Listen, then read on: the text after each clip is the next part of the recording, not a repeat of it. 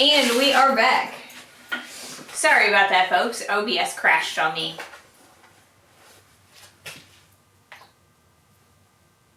Sometimes it's a pain in the butt. Okay, is there something weird going on? Hi, Mahalo. Do we have some kind of weird bars on our screen today? It looks like we do. Let's see.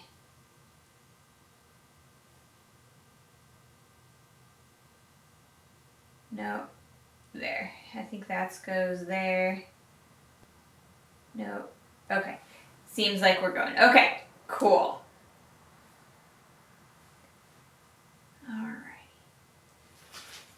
Alright, welcome in everybody. I am glad you're here. Thank you for bearing with my technical difficulties. Welcome in everyone. Hi, Mahalo. Let's see. Ad starts in about 5 minutes, so we're good. Yeah, I had a little bit of technical difficulties. It's like stupid cold today, so that's probably messing with some of the laptop and a little, I don't know. But yeah, it's stupid cold today, so I'm going to start up the forge pretty quick and then we will get moving. But I forgot to swap my container, so wow. Alright, so we're gonna do that first.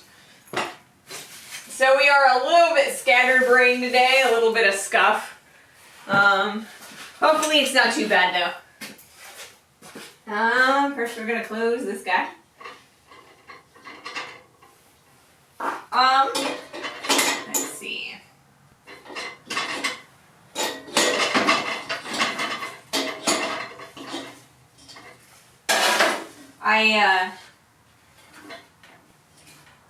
It's been a little bit odd this weekend. My partner is sick, so I've had to be kind of taking care of them this weekend, and so things have been a little bit crazy. I'm actually going to start with the new propane today because I don't really want to deal with doing this again. So yeah, my partner's sick this weekend, and still sick. They're inside right now taking a COVID test. So we'll see. Hopefully that's not what they have and it's like the flu or something. And I mean, the flu is also bad, but COVID's not one of those things that I want to deal with again. And since we live in such close quarters, it's rather difficult for me not to get sick when my partner is sick. So far I am not also sick and we're doing our best to keep it that way. But there might be a chance that later on this week I might be sick and I might have to cancel the stream if that is the case. It's just too cold to be sick and out here at the same time. Let's turn that on. Seems to be all right there. Okay. Let's start up this forge. Yeah, it is nasty cold. It is around 20 degrees Fahrenheit, so not entirely sure what that is Celsius wise, but it's definitely below 0 Celsius.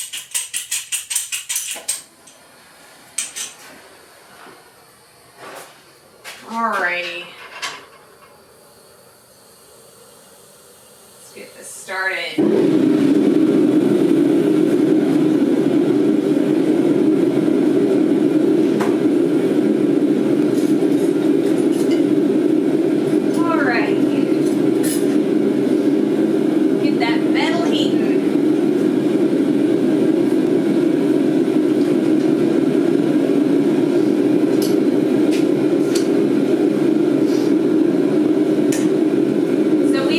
Our silverware series recently.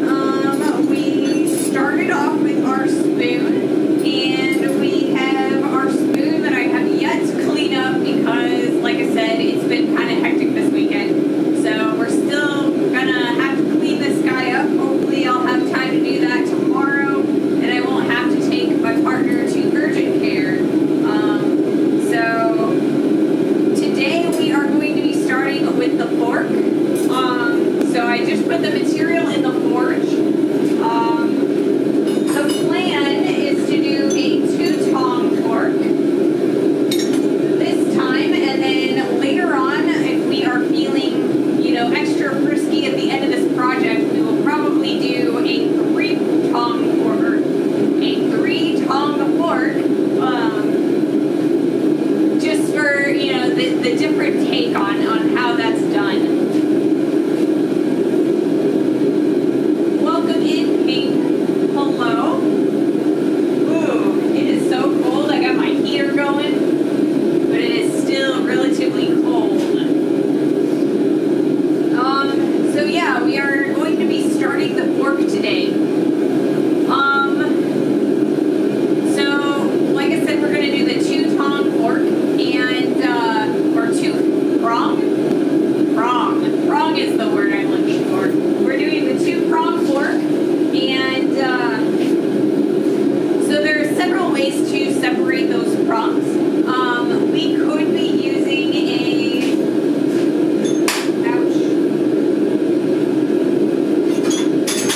we could use a chisel like this guy. That would work beautifully. We could also use a hacksaw or any sort of metal saw for that. And then we could also use an angle grinder. And I think that we will probably end up using the angle grinder today just to keep going with our project. But I did want to let you guys know that it is possible to do this in a variety of different methods. But I believe the angle grinder and the hacksaw method are probably going to be the cleanest methods of doing this.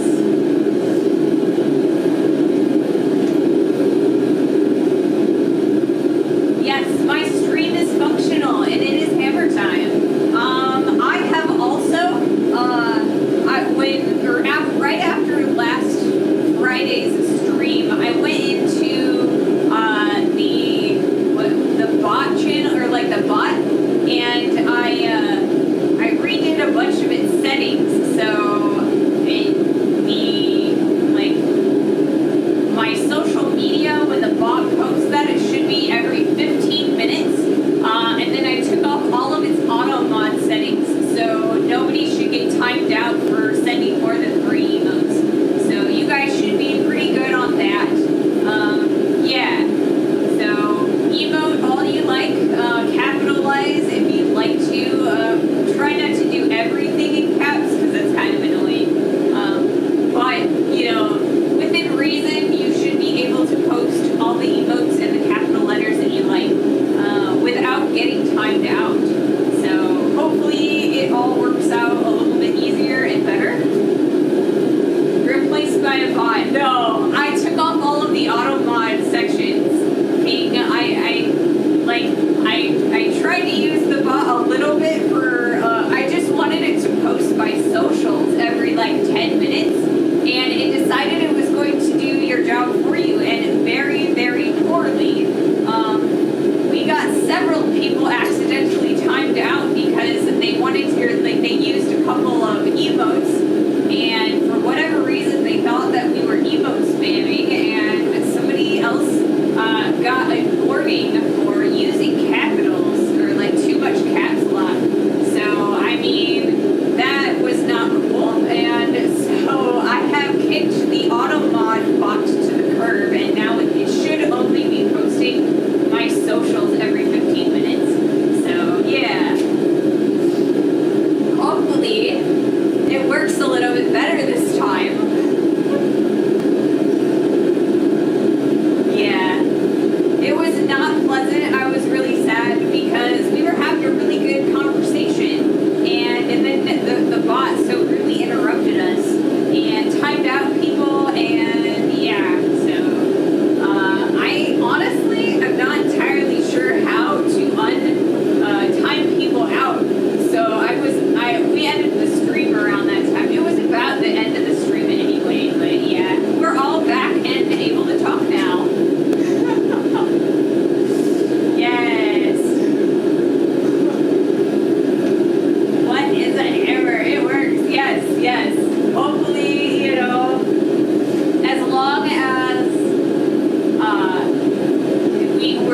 like this. I don't feel like we need any like bots to auto mod stuff. Pink does a great job, and I mean I'm able to deal with people as well, or like bots and like horrible people anyway. So it should be good to go. And yeah, like I said, every 15 minutes on the social like spam posting. So hopefully that is not too far apart or too close together. We'll continue to kind of monitor that timing on that bot. Oh, it is so cold. Oh, I put my lid on backwards.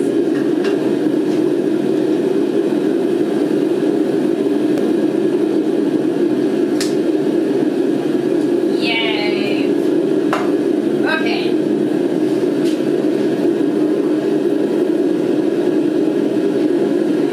Fingers. I need them all nice and loose. Okay, so we have plenty of heat on our first heat. And so we're going to start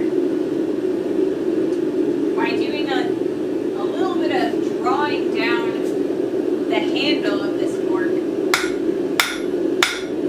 Ooh, you can see the steam coming off of the tongs there. And that is because it is stupid cold. And it's also a little bit on the moist side. Or humid, I guess, is probably a better word for that. Some people don't like the word, the M word. So I'll try not to use it.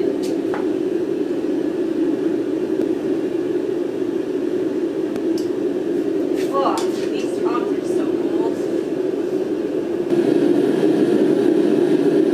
I was gonna say, I think your breath is visible. Yes, my breath is visible, unfortunately. But as we keep going, the shop will warm up with the forge and the heater turned on. I'm just gonna hang out by the heater maybe a little bit. Keep my fingers a little warmer. Oh.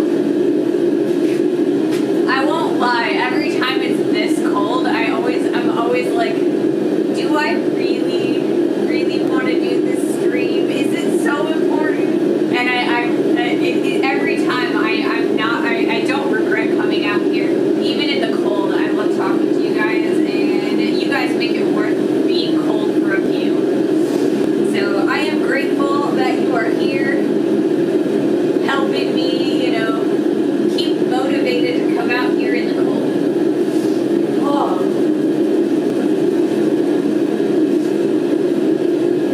Alright, so what am I doing? Trying to remove some tripping hazards. Okay. We've got, like I said,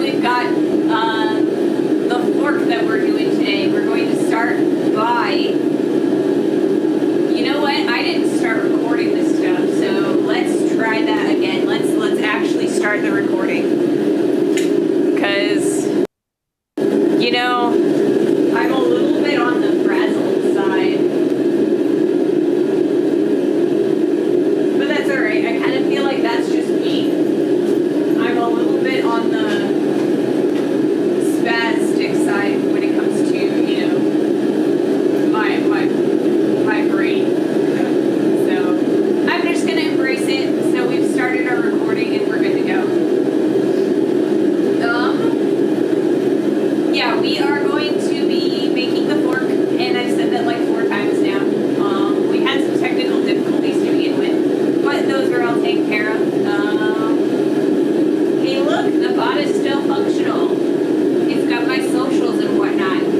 Hopefully it does it every 15 minutes and it's not too overwhelming. There's also the limiter that it has to have at least 2 lines in between the 2 bot, or like in between 2 bot posts. So if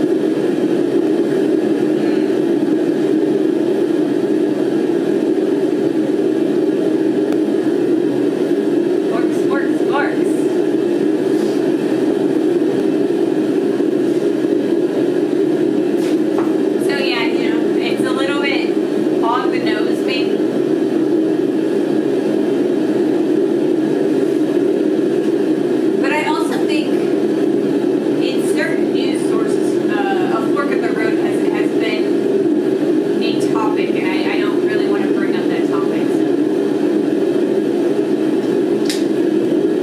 At least in the U.S.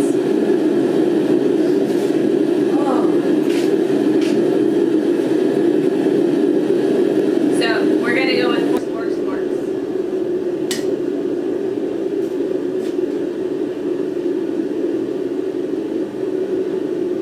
Alrighty. Or tapering.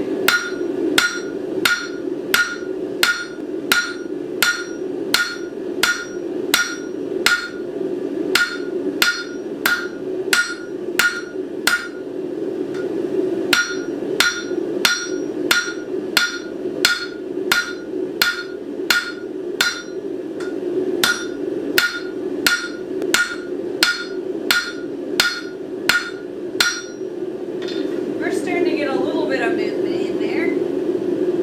Not quite as much as I'd like to see, but I mean, it's still stainless, so we're not going to get quite as much movement every heat, I think. At least until later on in the stream. I have no clue about the news thing. Yeah, there's been some interesting topics in the news in the United States. And I can imagine our European friends probably understand a little bit. But yeah, I'm not going to get too far into that stuff. Because I did put the rule no politics in chat, so I want to follow that.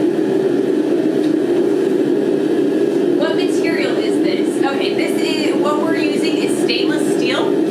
The reason we're using stainless steel is because these are eating utensils, and our normal steel that we use is 1019, or that's its like nomenclature, and so that is a low carbon steel. It's what they use for building, construction, so like girders and I-beams and stuff like that. So it's a little bit easier to deal with, but it is also very easily, or it oxidizes very easily, so it rusts up a lot. And you definitely don't want to use rusty eating utensils, so we decided to use some stainless steel. That way, we don't have to take extra good care of them by oiling them up, treating them like a cast iron pan. So the stainless steel is going to make them food safe, and it's going to make it much, much harder for them to rust on us.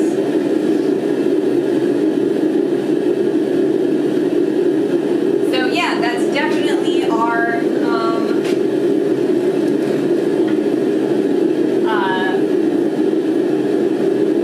that's what we're using, and that's the logic behind the material that we're using today. And it's the problem with it though is that it's a lot harder of a material. So even when it gets really, really nice and hot, it doesn't move nearly as quickly. It takes a little bit longer to heat up, and the heat in the material dissipates very quickly. So we don't get nearly as much time on the anvil every time we take it out of the forge. So there's some pluses and some minuses with working with this material. Hello here today, Gaming Dad. With Molly Bendium, right? I am not entirely sure what is in the alloy of this particular stainless steel, because I purchased it about 7 years ago with the intention of making silverware with it, but I never got around to doing it because at the time I was doing a lot of commission work for the Society for Creative Anachronism, so they're like Renaissance reenactors, and I had gotten a commission to do 10 sets of silverware, and I ended up doing like a demo piece for them,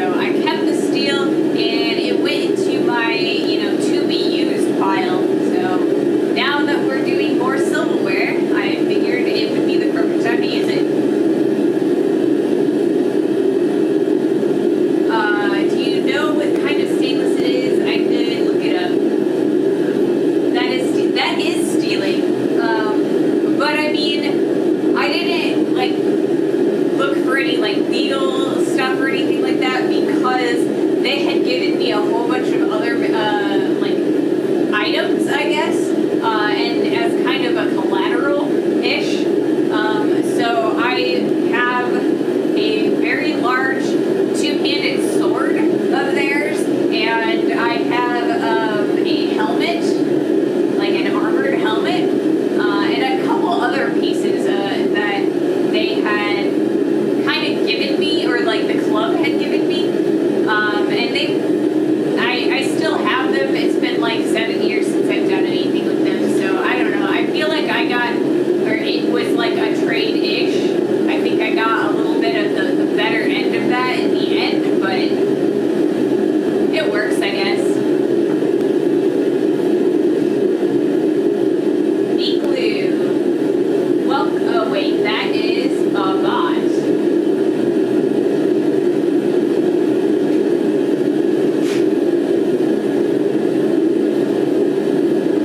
Thank you, Pink, for doing that for me.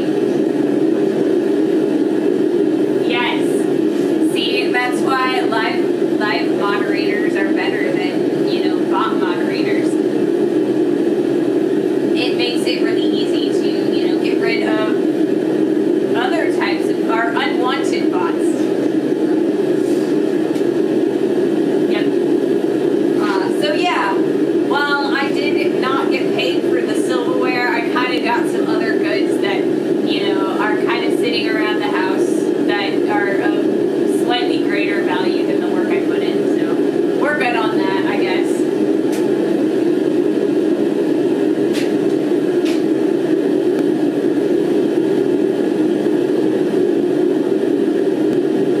I do got the NH lag. It's alright. It's alright.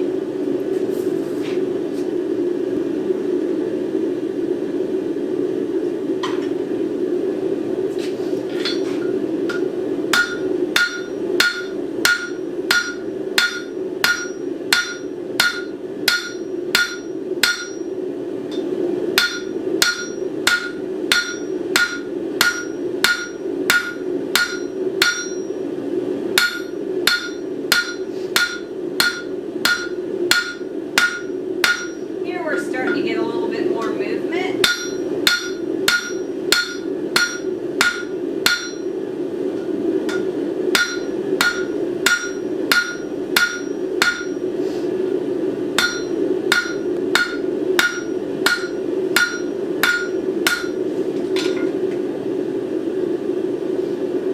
So by hammering on the corner, any like it was starting to lean over on this side, so we had kind of an equal lateral, you know, polygon as opposed to a right angles for a square.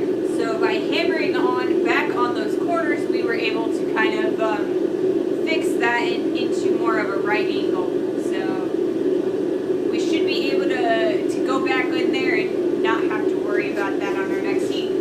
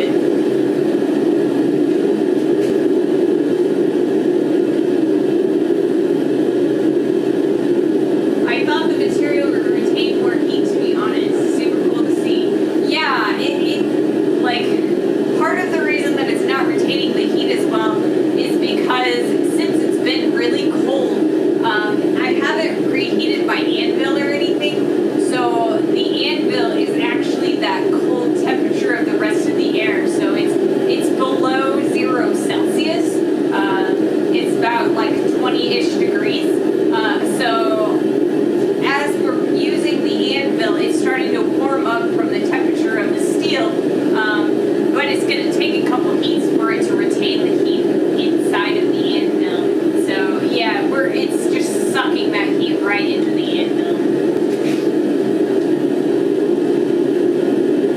But yeah, I would absolutely love to go to the EU, several places. I really want to see like some stuff in Italy, a little bit of France, and I definitely want to go up into the northern areas of EU, like Denmark, Finland, some of those areas. I did a lot of Northern Renaissance, or like I did a lot of courses in my art history studies of the Northern Renaissance. So like the Dutch masters and stuff. I would love to see some of that in person. Some of the cathedrals are beautiful up north there. It is on my bucket list, but we will see how things go as far as, getting funds to get out of the country and travel a little bit.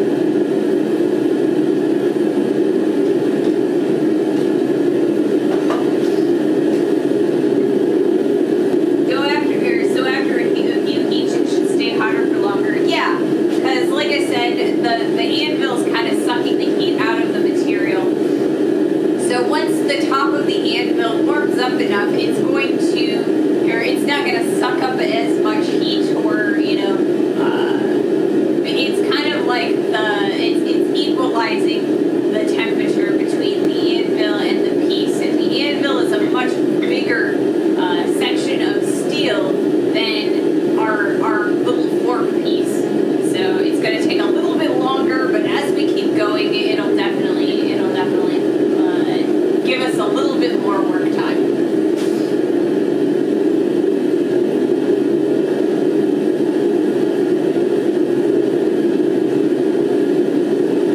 So, yeah.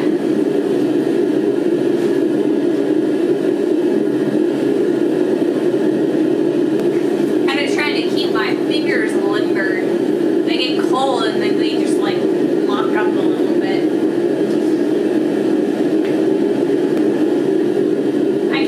Recommend so much stuff if you like all that stuff. Yeah, I do. I think that it's like the Dutch masters were absolutely amazing.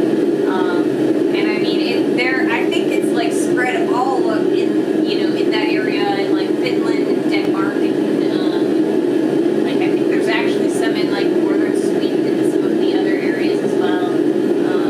So I would love to see that stuff, and I will let you guys know when I make some, or if I make plans for trips.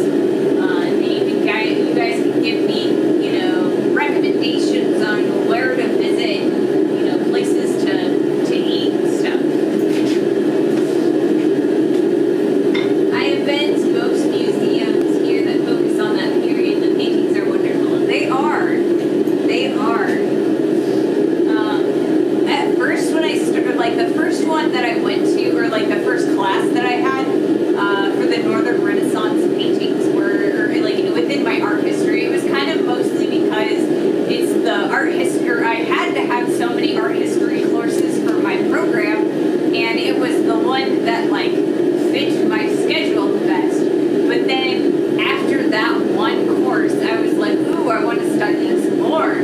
So I found, or every semester I found another course from that area of like different time periods and stuff like that. So, because I find it really interesting. A lot of people they focus on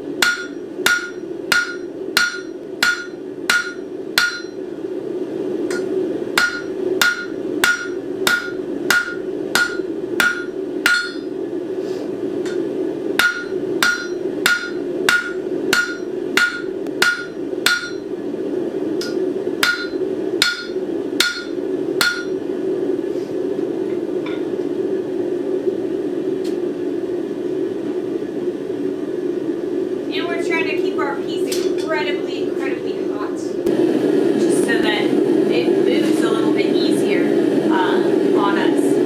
Because the colder the piece, the less it moves each hammer blow. We want to maximize the amount of effort and work that we are putting into our hammer blows. So the hotter the piece, the more it moves.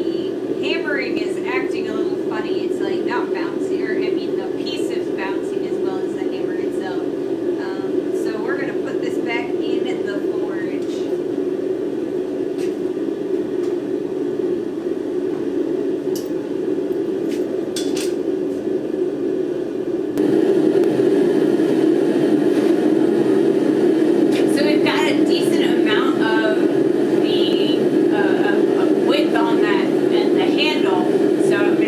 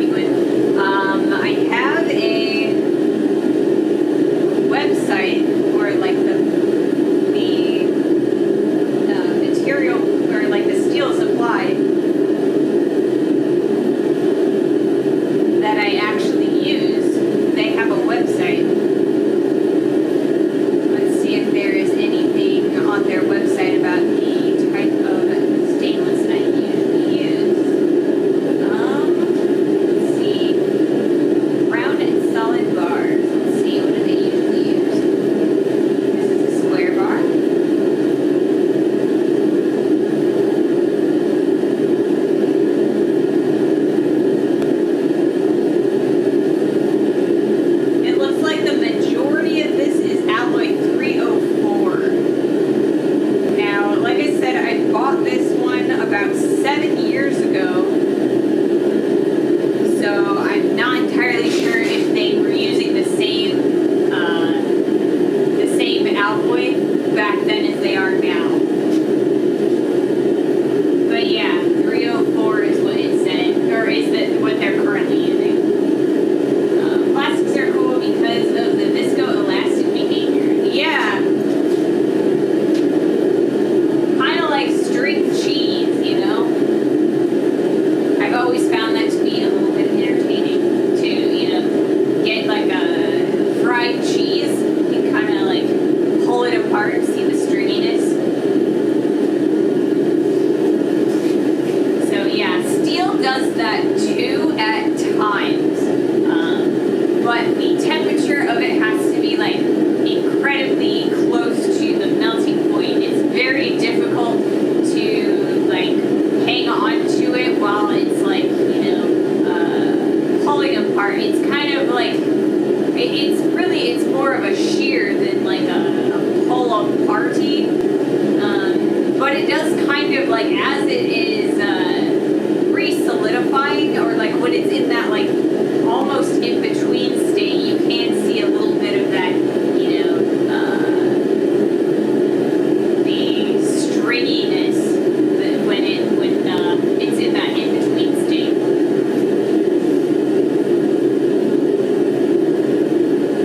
304 has chrome and nickel and some manganese.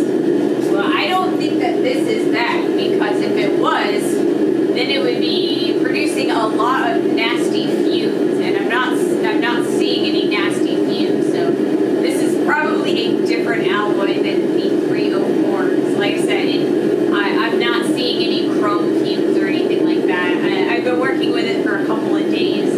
I know what chrome is like. There was a time where I did use a torch on some chrome, and I definitely regretted that.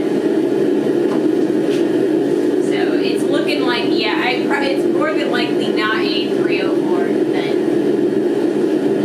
I did actually get this in a, if I remember correctly, I think I got it in a cutoff thing. So yeah.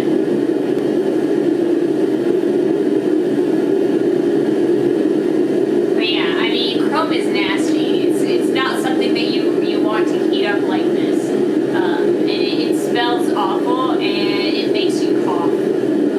So if there is chrome in it, it's in this material, it's at a low enough amount that it is not creating fumes. Like I said, I did have an incident with some chrome at one point. I had a chrome-plated sheet of mirrored steel, and I didn't know that it was chrome-plated. I was just like, oh, it's just, you know, mirrored stainless, and it's just been polished to a high shine, and I'll just be able to polish it again when I'm done working with it. But yeah, that was nasty stuff, and I wish I had never used it, because chrome, it will build up in your system, and it just never leaves. So the more chrome you have in your system, the sicker you'll get. So I definitely don't think it's that bad. Because like I said, I'm not seeing, or I'm not smelling any fumes from it. So I don't know what it is. But that seems to be the material that they're currently selling, which means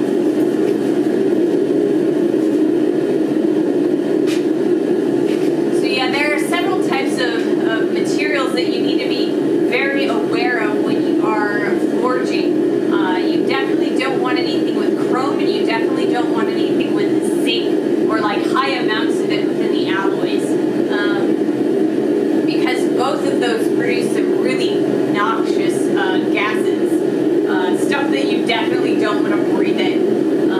So zinc is like particularly common, that you can find it in a lot of different places.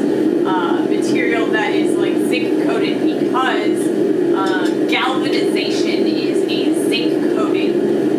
So if you're looking at galvanized like bolts and nuts and stuff like that, that's a zinc coating, and you put it in your forge and it'll produce a yellowish green gas, and it is definitely bad for your lungs. So you got to be really careful about welding it and forging with it. And chrome is also really, really bad. Zinc is kind of, it'll dissipate out of your system over time. And I mean, you'll definitely get sick if you breathe in too much of that gas, but it will dissipate over time. Chrome will not. It stays with you. And it's just, that's nasty stuff, so you gotta be really, really careful.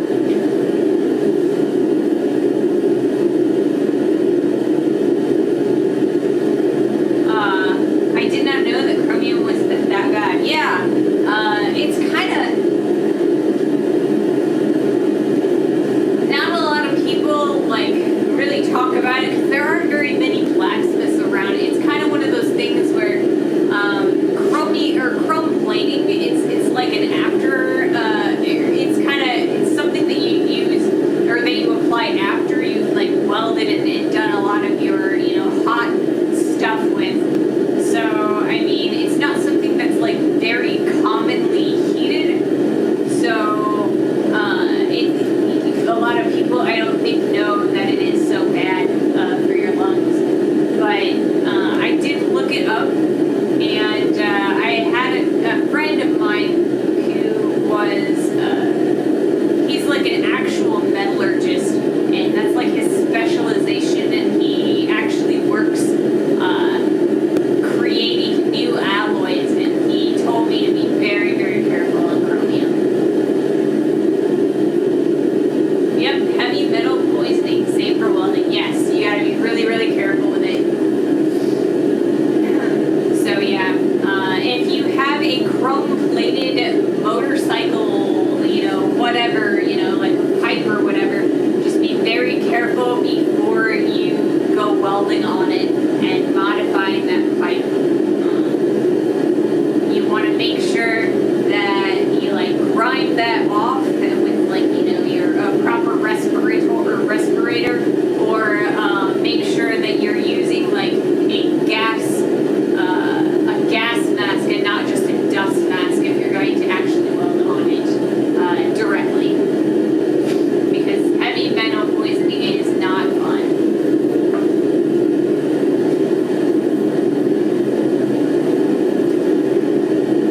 But yeah, I mean, you just definitely want ventilation no matter what you're doing in the hot shop.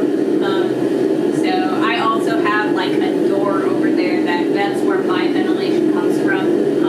It's cracked open about yay big, and then I have that's free outdoor air beyond that, so I've got plenty of ventilation coming into the shop, because if I didn't, I would also be risking carbon monoxide, because all of the oxygen is getting eaten up by the forge.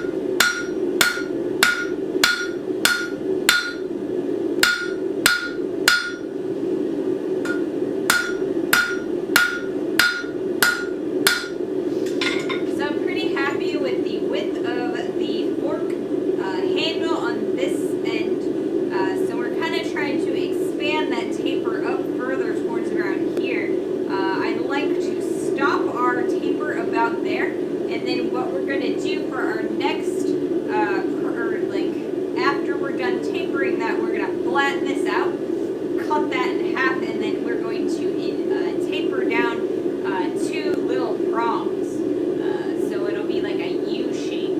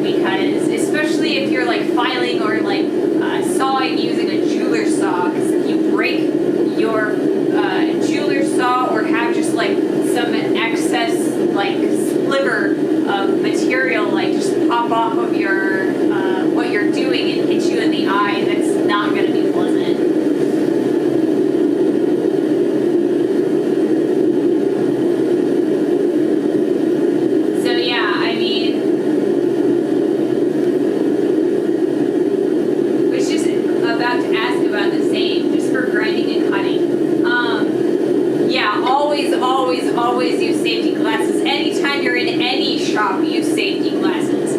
I don't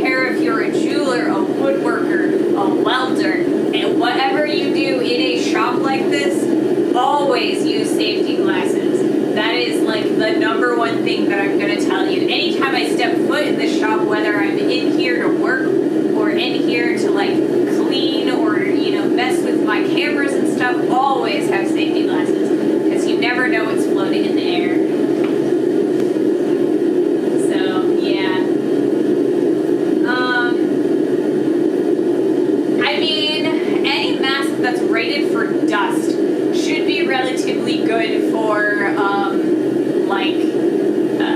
grinding or cutting, anything where you're producing a lot of dust. The mask that I use is this one, right? So this is like a, I don't know, neoprene, I think is what this is. And then it actually has like these little filters, and it has a reusable little, and I need to put a new filter on here.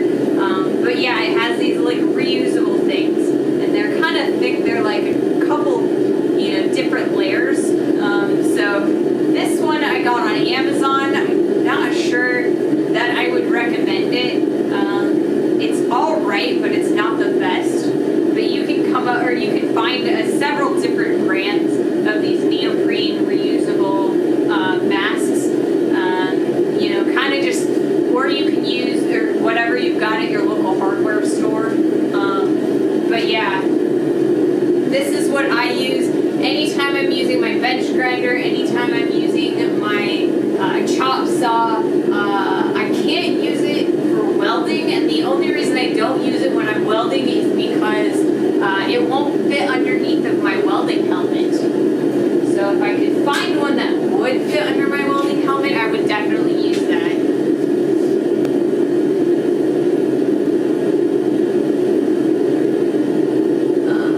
Do you have a good recommendation for safety glasses that go over other glasses and can be taken off on and off easily? So my actual recommendation is probably going to be using like if you have actual glasses, there are, or like when you go to your optometrist, there are,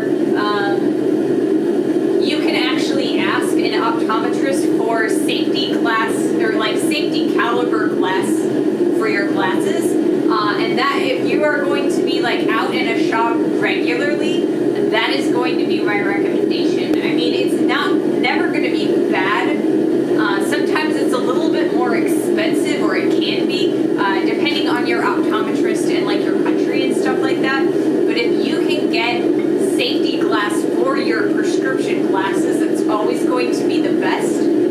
If not, there are like the big scientific goggles that are like, you get them in your science class, and they're like huge, and they have like a rubber strap around them. Those work really well if you can't get safety glass for your glasses. And then if you're really wanting to be fancy and you don't want to have to worry about your glasses fogging up, with your respirator, they have full face respirators where you have like this amount is a face shield. It's like safety glass, and then you have your respirator attached. It's a fully, you know, enclosed piece. So those are my recommendations.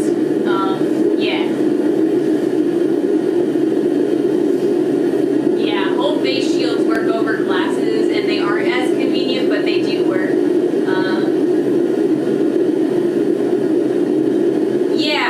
More coverage is always going to be better as far, or like if you have safety glass for your glasses. I mean, if, like I said, if you're serious about it, I mean, sometimes, like, I know in the United States, sometimes you can buy two glasses for, like, you know, your insurance or whatever. They'll let you have two instead of one pair.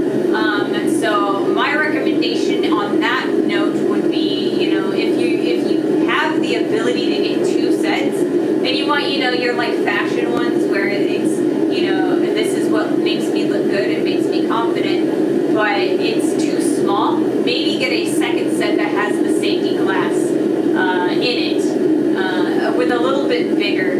You will, like I said, you will kind of need a little bit more coverage, but yeah, it's kind of, it varies. Like I said, if nothing else, it's relatively cheap to get the full face, like the ones with the rubber strap. So, I mean, I know it's not comfortable, it's not fashionable at all, but it is a thing that you could do. Let's see.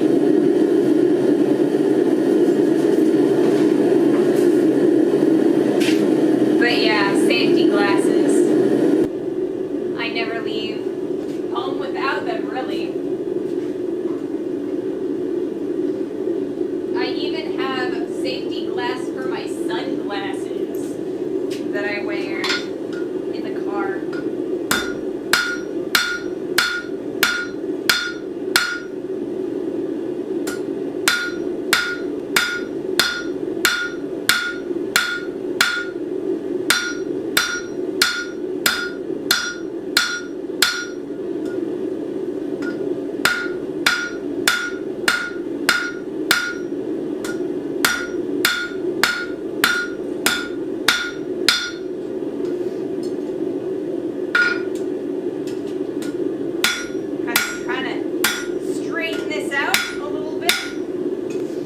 Starting to get there. A couple more heats and we should be able to start flattening out that the actual bit where we're going to cut in those tines. I want to take out the little bit of the little bumps here and there, and after that we will start going.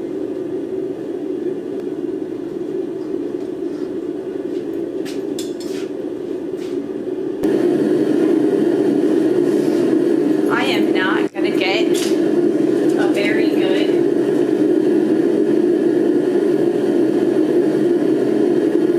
video out of this today because I keep forgetting to check my clips. Also, feels like I should probably say hi because I've been lurking and I used to work with you. And you helped me with Captain America's shield about a decade back. Glad you're still blacksmithing and thanks for the advice.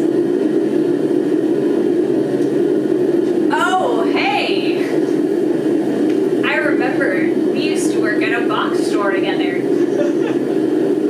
I do remember. Yeah, I don't care how I look, well, at the big ones.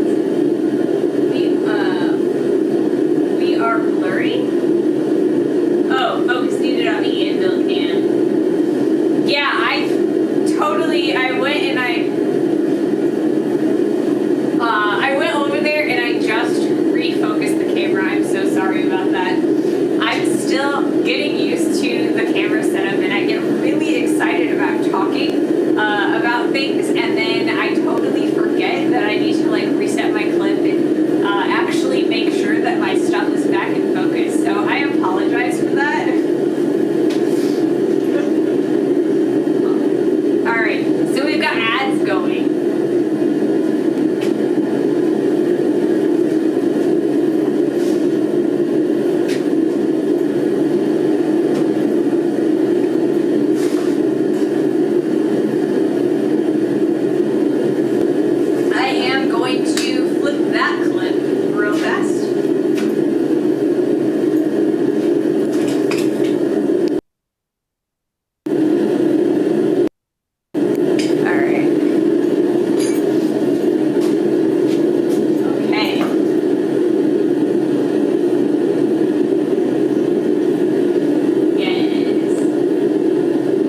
Is in the house, and I think I have it set okay now. On Friday I was in the house and it was banning people, or I guess not banning them, it was timing people out, so I'm very glad that I was able to get it to stop doing that. Alright. Ooh, just found the ones that look like gold aviator biker glasses. Yes, there are some really cool looking safety glasses. There's actually this website that will let you send in any frame that you want, and they'll put safety glasses in your prescription in them. They are so cool. I have a buddy that he's a little he's very flamboyant.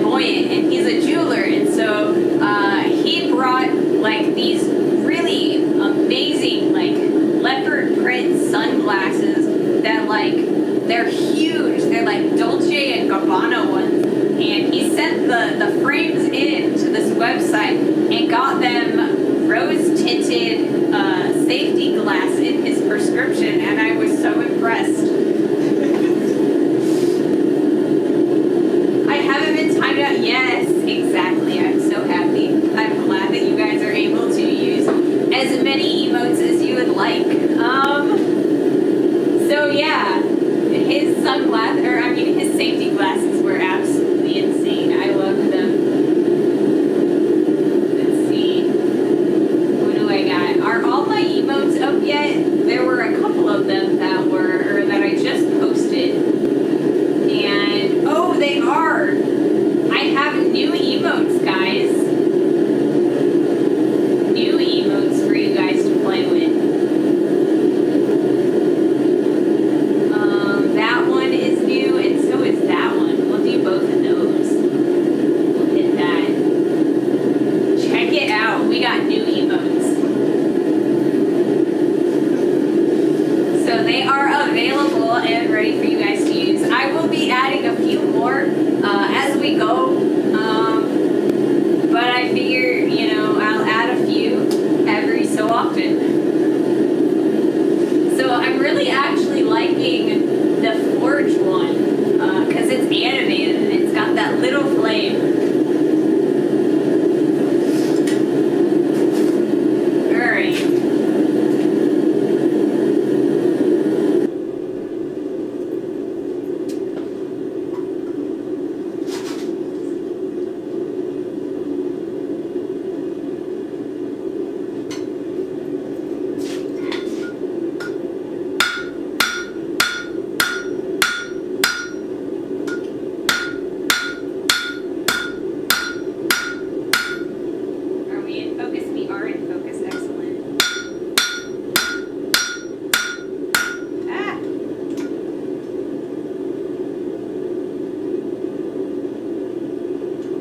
Tongs are on the list.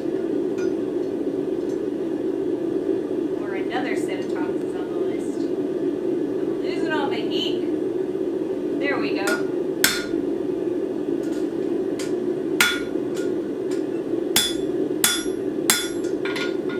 Alright, well, I've lost all my heat, so we're going to try this again next heat.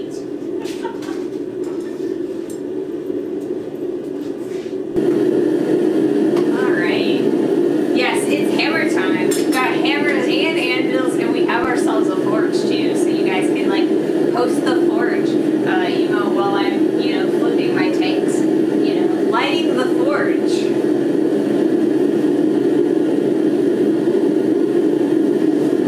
Yeah, so unfortunately my stupid tongs, they're really wobbly. Need to make another set, but we just made a set of tongs and I don't want to make 2 sets in a row. I will make do for a little bit longer, and then we'll make another set. All right.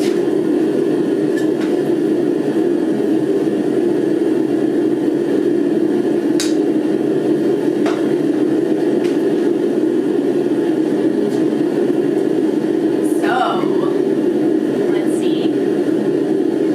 I think there's a couple more emotes that were on my list of things that I wanted to do. I think the main one that I wanted to do was still the propane one. Is that the last one that we decided?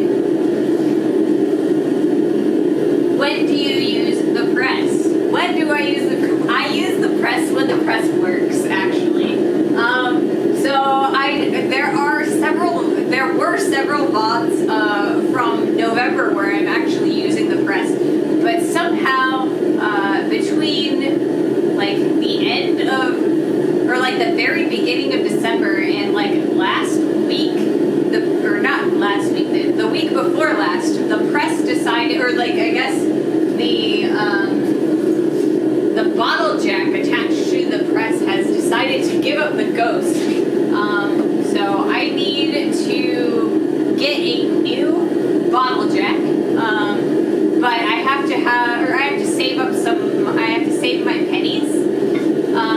So it is on the list of things that I need to pick up, and but unfortunately I can't just pick it up and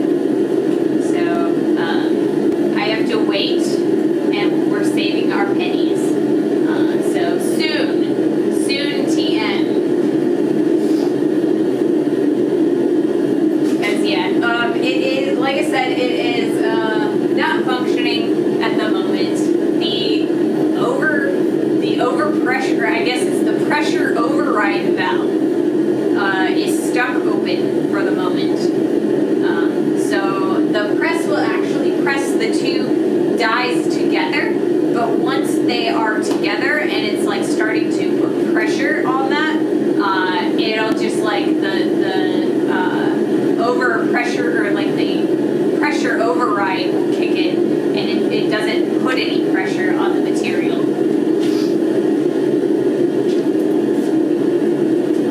So once I get that, or my funds in, my ducks in line, we'll get a new one.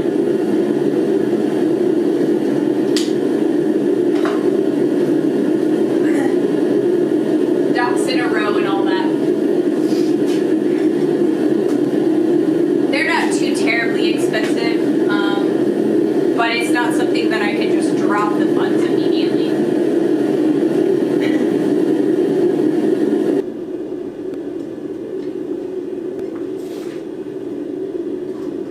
Let's see if I can actually make more progress this time.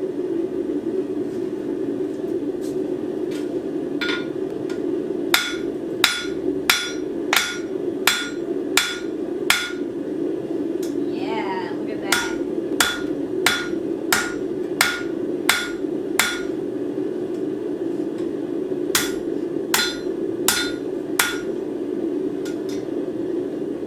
That's a pretty decent amount of movement. So I think we want to straighten this out a little bit, and then for our next heat, we're going to start crushing this down, flattening it out so that we have plenty of space to put an angle grinder blade, and then we will separate the two tines and start going from there.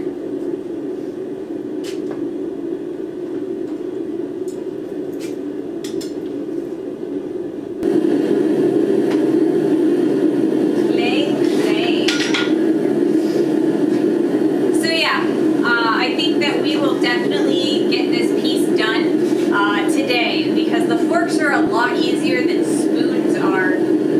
We had a little bit of issues with our spoon because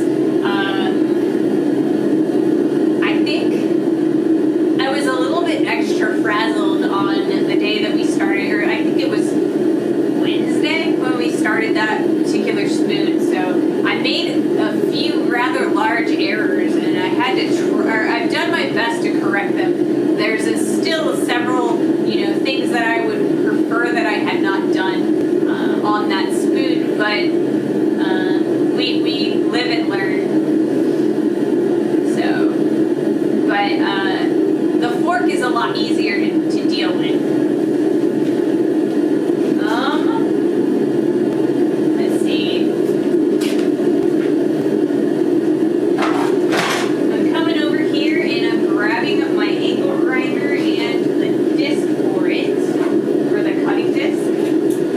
I've got to change my blade. Right now I have a flat disc, and so this is a beautiful disc. So basically these are each of these little squares are little pieces of sandpaper, and they're all glued in like a little flat, they call it a flat disc, and this is 120 grit. So I can actually sand all my pieces to 120 grits with this guy. I love this thing.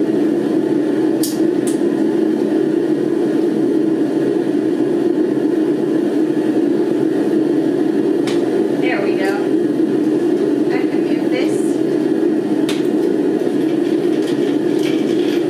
So we'll want to change our blade. So when we get to that part of the fork, we'll be able to cut that right in half.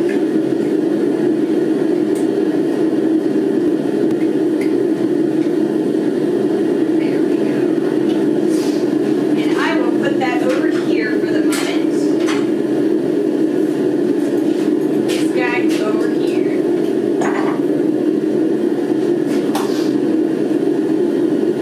I need to get one. An angle grinder or a flat disc? Flat discs are I consider them consumable because you can only do so much work with each one. They work pretty well though. I can do quite a lot of sanding with one disc. But yeah, it's one of those things that when I am bidding for a job, I will make sure that I put enough cutter discs grinder discs and flat discs into my proposal so that I can make sure that I cover all of my consumables. The angle grinder. I have a small crossing rotary tool that has a tiny one. Yeah, like I have a Dremel, like it's like they call it it's a Dremel tool is what the brand, but the brand is Dremel, and it's like a tiny rotary tool, very similar to that. When I worked at the jewelry store, I had what they call a flex shaft, and it's kind of a motor, and it's got this long tube, and you can put like little tiny bits on it. But yeah, this is the large version of that, and it's beautiful if you want to grind down your welds or cut things off or from a piece that you can't fit under the chop saw. It's good for sanding. I love that thing. It's one of my favorite tools. That one I've had for several years. That one's a good one. You have a flex shaft. Yeah, those things are awesome. It was essential for when I worked at the jewelry store. Because that's how we cleaned up all of our, excess metal when we were doing sizings and stuff. We would use a file until you got to a specific, or until you got it level with the rest of the material, and then you'd use a flex shaft so that you could sand and grind it down so that it had the same texture. And then you take it to the polisher. But I didn't do the polisher stuff because that wasn't my job.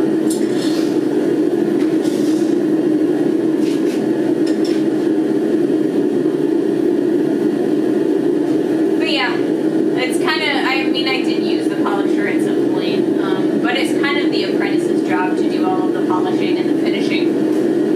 So if you're doing white gold, you got to do rhodium plating and stuff like that. Yeah, that was the apprentice's job.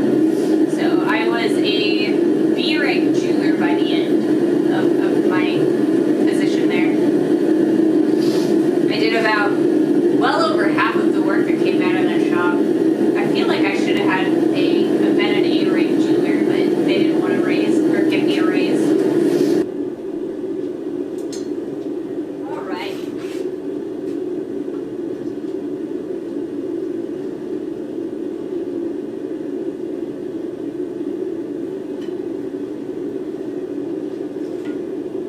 So we're starting to flatten out this piece.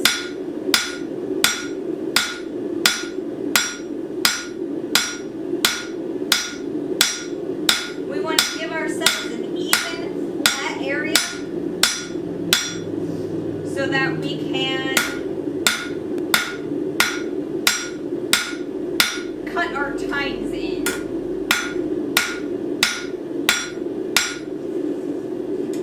We're spending more time on one edge than the other. And the reason that we're doing that is because we just want to expand it. We want to make sure that each of the sides is parallel to one another. So we're getting really close to the point where we can start cutting that in half. I'd like to make it just a little bit thinner, and then we will take the angle grinder and cut down from here down to here. So all this area, and we're going to turn those into our pork tines.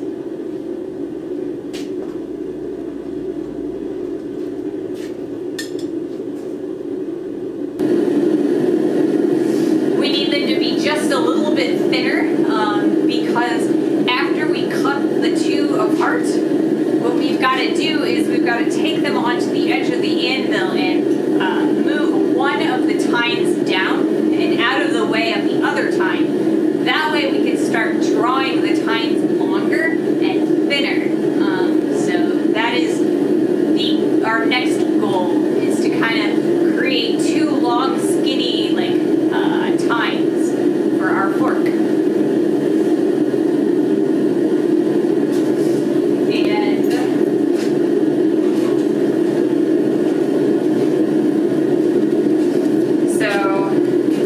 Designs that we're going with.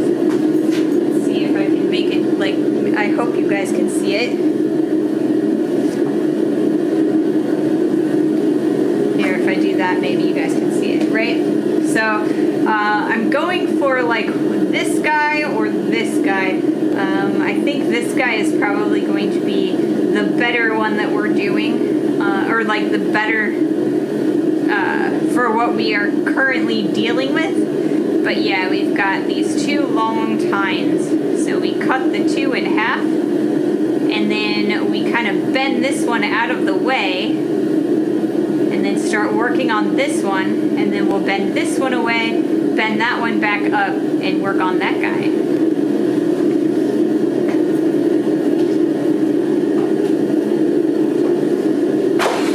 And if you didn't understand that, you'll see it in a few.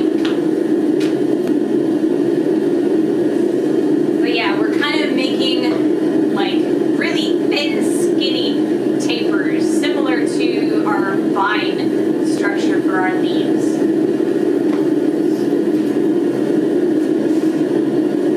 And the goal is actually to create like a U shape between the two. So we will probably, once we get the two tines together, we'll actually start using the very edge of the anvil to kind of shape that separation and make sure that that is nice and pretty.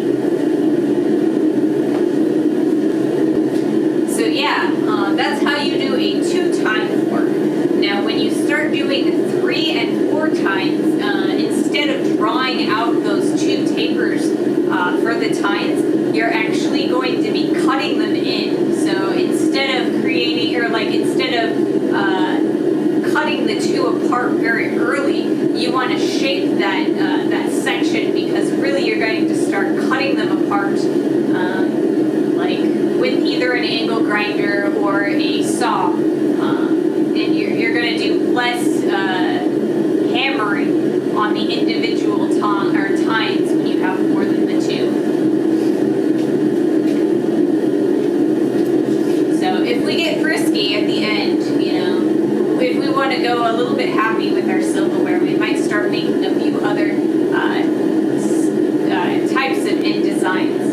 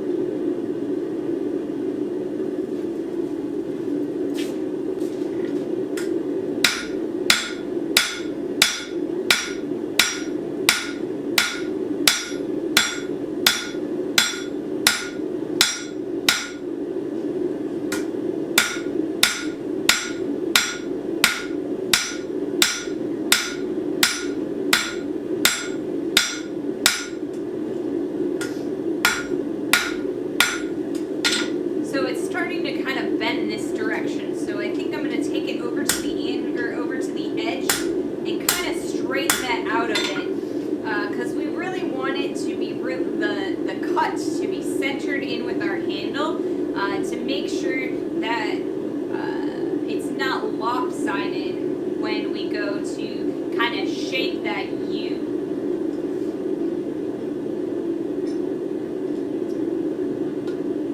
So I think one more heat, so where we are moving this section over a little bit further, and we'll probably also squish that down just a little bit further.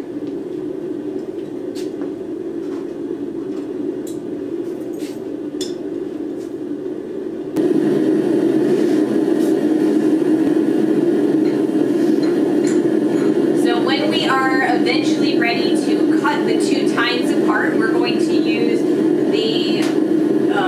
the leg vise.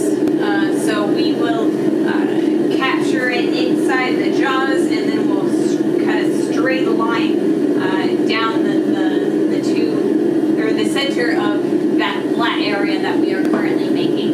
And it is very important to make sure that when you are cutting that line, it is a straight line and not a diagonal line, because it's very, very easy to kind of angle your angle grinder and cut a diagonal in there, and then you won't have the material that you need in the right sections.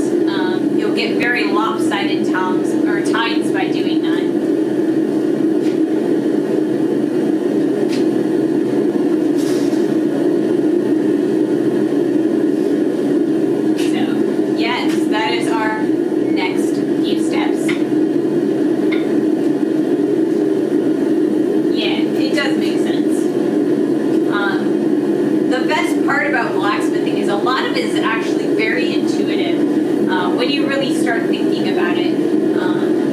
aren't too terribly many surprises.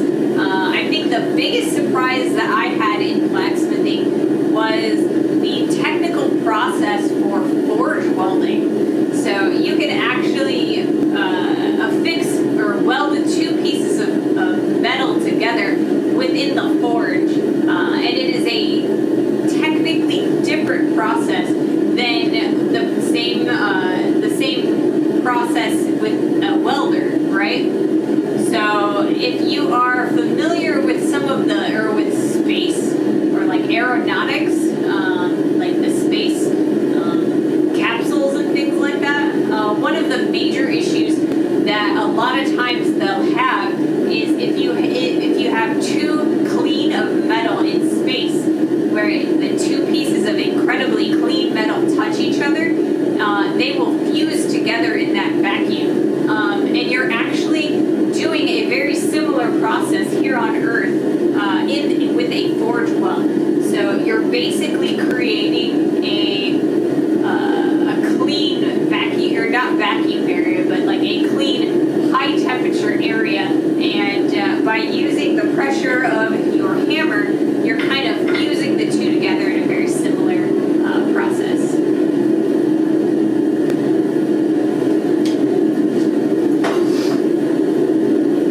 Have you ever made a dish hilted fork like you would see on a rapier to spare your hands from the sauce?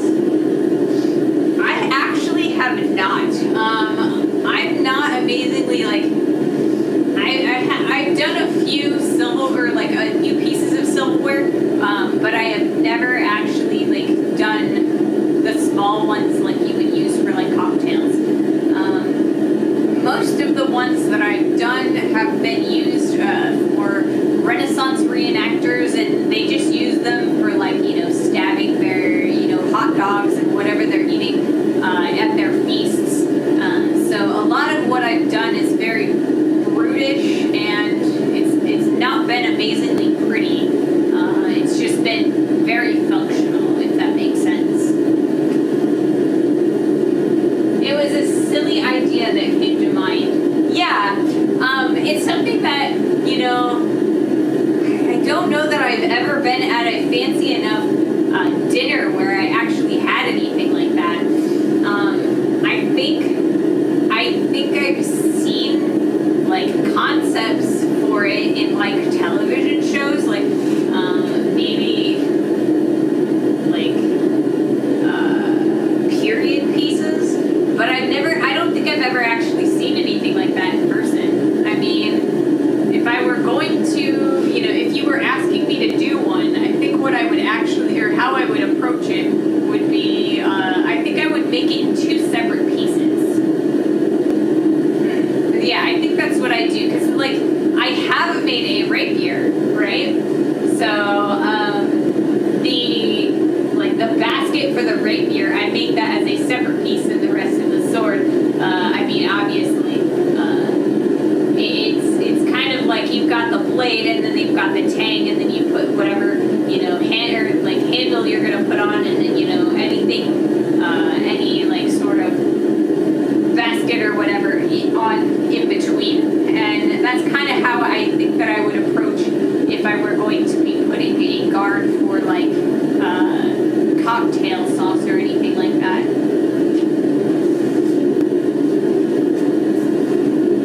It could be done. It could be done. But I think I would want to do it in two different pieces.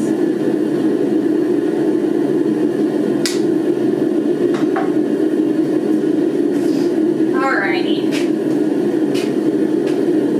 We've got about a minute before the next ad plays, so I think that I am going to, because I want to, within this next heat, we're going to cut apart the two tines for the fork. I'm going to wait until the ad is finished before I go about doing that, because it's going to be a longer heat. We aren't going to be, hammering it until it goes dark red and then put it back. We're going to actually be seeing some black metal when we are using the angle grinder. So that's the plan.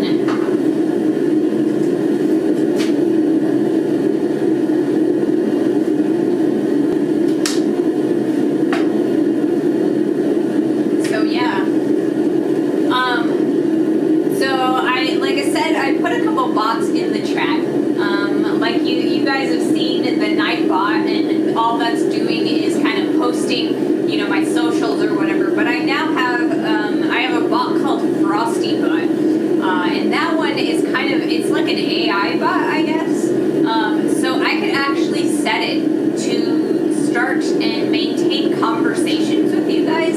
So it would be like talking to ChatGPT about different topics or like stuff like that. And it has a setting that it will talk to you guys in the chat while the ads are going. So I'm kind of curious how that would work and how you guys would feel about that. Is that something that you'd like to experiment with, or is that something that sounds really creepy and you don't want to do that? I'm not sure how I would feel about it personally, because I mean, it's an AI.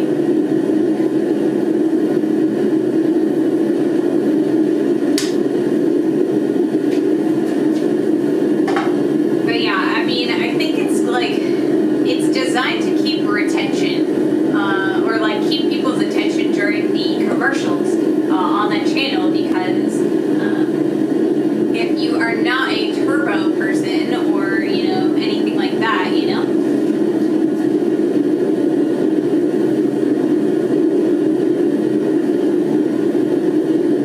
Yeah. FrostyTools.com, give a shout out. Yes. I'm not sure that I have it set up to allow anyone to use it like that. I do know that like Nightbot has several commands, like exclamation point Discord is a command that you guys can use to get my Discord, like a link to my Discord. I also have a exclamation point YouTube command that will it'll send, or Nightbot will send to my YouTube, or a link to my YouTube channel. But yeah, I'm not entirely sure if I've got FrostyBot to function quite the way I want it to yet. Right now, I think I only have it turned on to shout out people who are rating. So if we got a raid in, then I think FrostyBot would shout them out. But I don't know that I have it set up for like regular commands.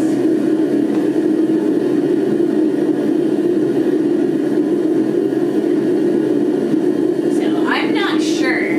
It might work, it might not. It doesn't look like it's working for that.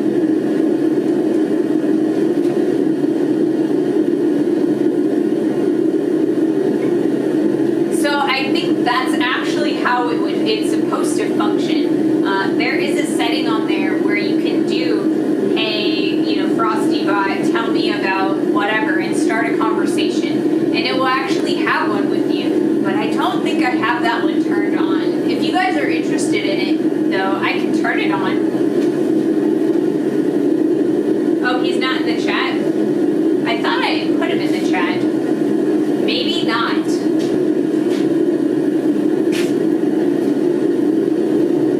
It is in the chat, but it's not conversational. Yeah, I think I just turned it on so that it would do shout out raiders. But if you guys are interested in making it conversational, we can try that.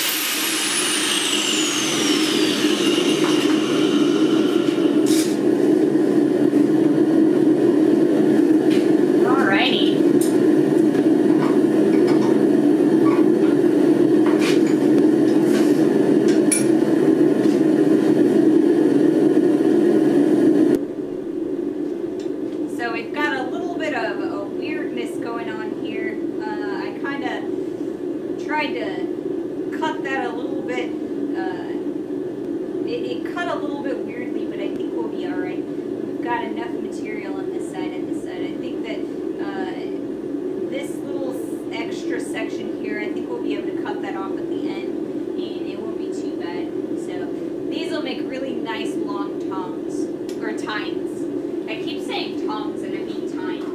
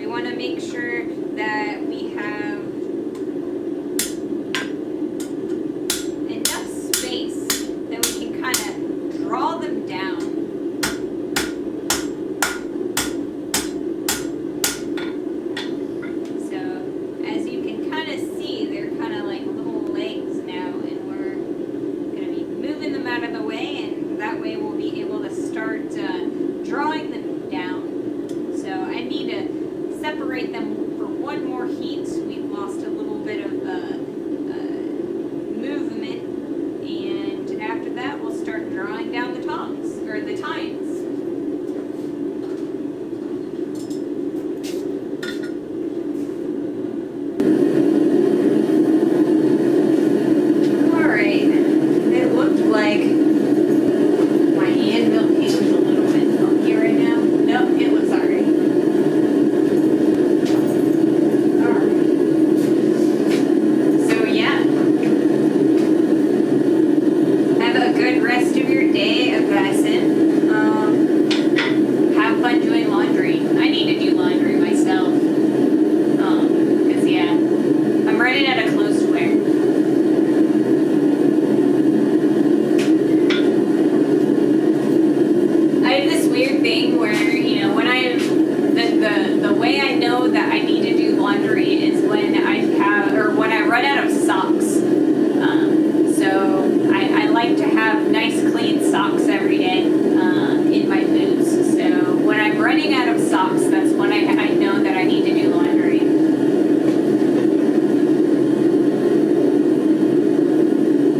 Valencia Glass is rating me. Welcome in, Raiders.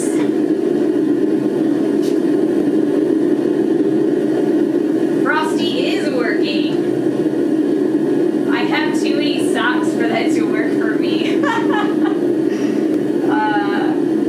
I am going to... I don't know if my exclamation point shout out is working, so I'm going to do it again. Manually.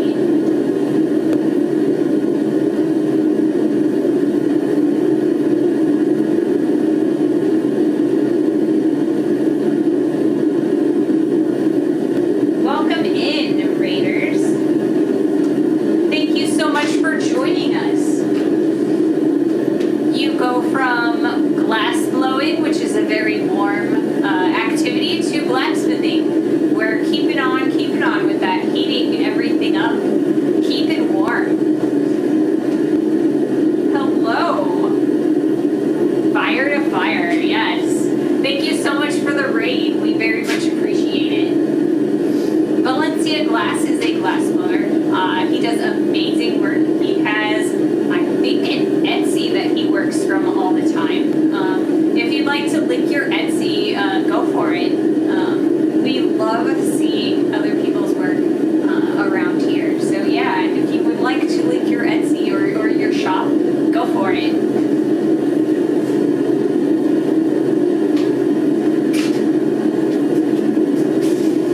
So today we are working on a fork. Right now we have the handle nice and drawn out to a point that we're satisfied with it. So right now what we're doing is we are separating the two tines, because this is going to be a two-tine fork. So what we're going to do once we separate those two tines is we're going to start drawing them out into pokey implements. So we can poke and stab our food just like we need to for a fork.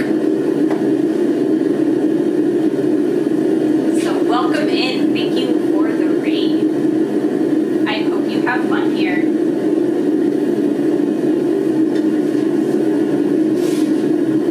Alright. Camera to anvil can. As I struggle to get my fork out of the forge.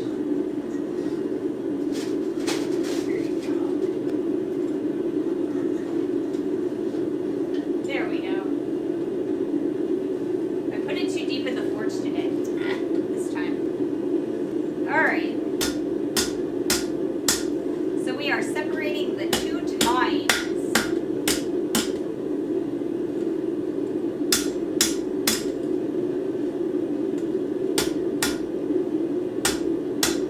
Alright, come on.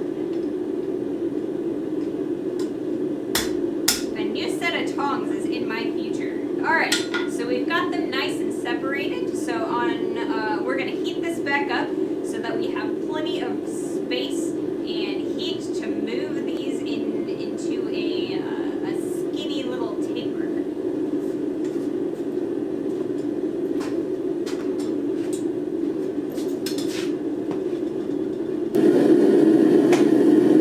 So yes, welcome Raiders. I am Ray. I'm a blacksmith. I do a lot of basic tutorial-esque teaching sort of projects. Sometimes we do larger multi-day projects. This is our silverware project. So we've been doing silverware for almost a week now. We started last Monday and we started making a spoon.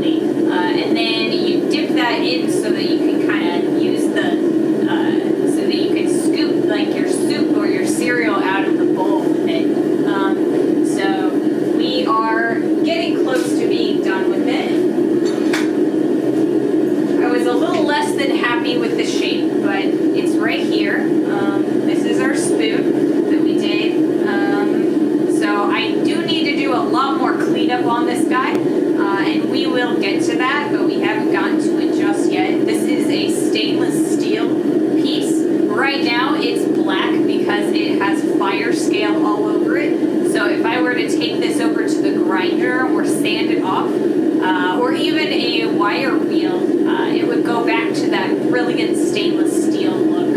So it would not take that much effort to get it all nice and shiny, but we have yet to do that. So right now we are working on the fork in our 3-piece kit. So yeah, if you have any questions about blacksmithing or about me, feel free to ask away, and I'm always happy to answer. Between heats,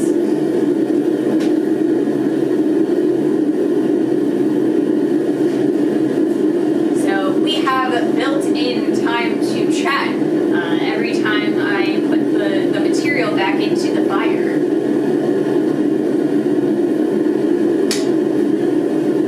I don't have to actually pay as close of attention to my heating material as the glass blowers do, so that's always exciting.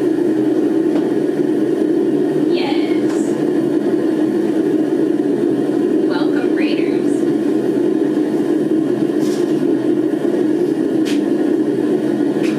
So yeah, we are about to start drawing down the tines for a 2-tine fork. How hot does the forge get? All of my temperatures are going to be in Fahrenheit because I am an American. I live in central USA. Midwestern is what they call it. So the forge gets to be about 2,500 degrees. Mine gets a little bit lower than that, and the reason is because I have one single burner for a very large forge. I deliberately don't go quite as hot as I probably should, because I don't want to. I don't need to forge well, and you need a higher temperature for that. So yeah, about 2,500 degrees Fahrenheit. I'm not sure the conversion to Celsius for that, but if you guys want to check that, we can. I'd be very interested. I think I heard something about 3,000 or something. Let's see what Google has to say. 2,500 degrees to Celsius. So if you guys are looking Celsius, that's 4,500 degrees. No, hang on. I do that backwards. Fahrenheit to Celsius. Okay, it would be 1371 Celsius. Yep. So that's still pretty hot. So yeah. But it's nice. It makes it easier for me to move the material.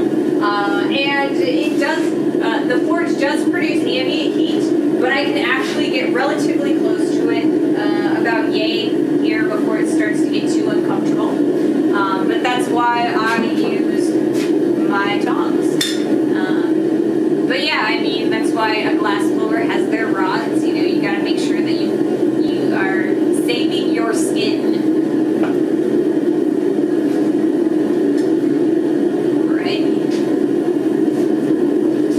Alright, so let us start drawing out those tines. Let's see. Okay. Somehow I ended up on, I know how I did. I ended up on my stream preview and not on OBS. And I've got that delay, that lag delay on my stream preview. It's weird.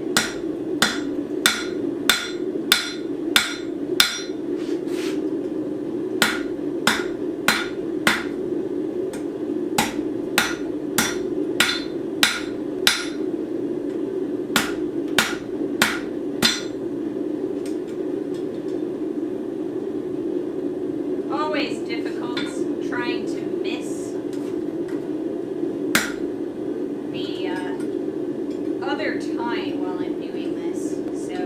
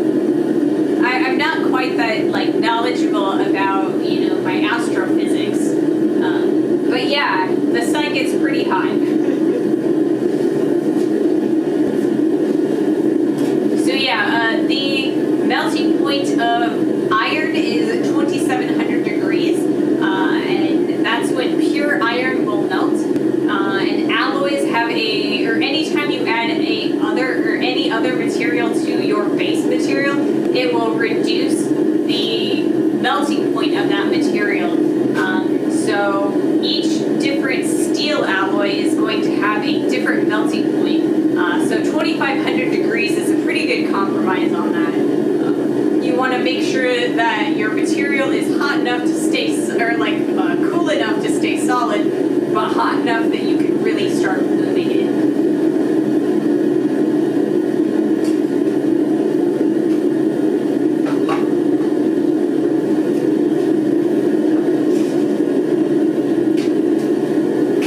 So now that we have the tines starting to go, we are starting to kind of create much skinnier pieces of metal, and they're going to heat really, really fast. So we should be able to get quite a few more heats in each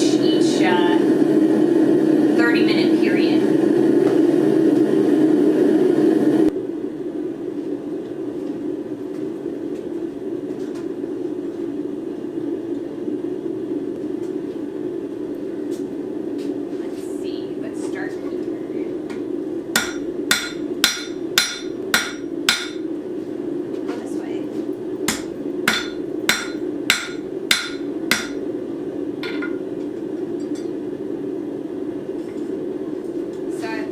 Issues that are going on with my tongs. This side, or this pair of tongs, is a little bit on the loose side, so it makes it very difficult for me to hang on to my material sometimes.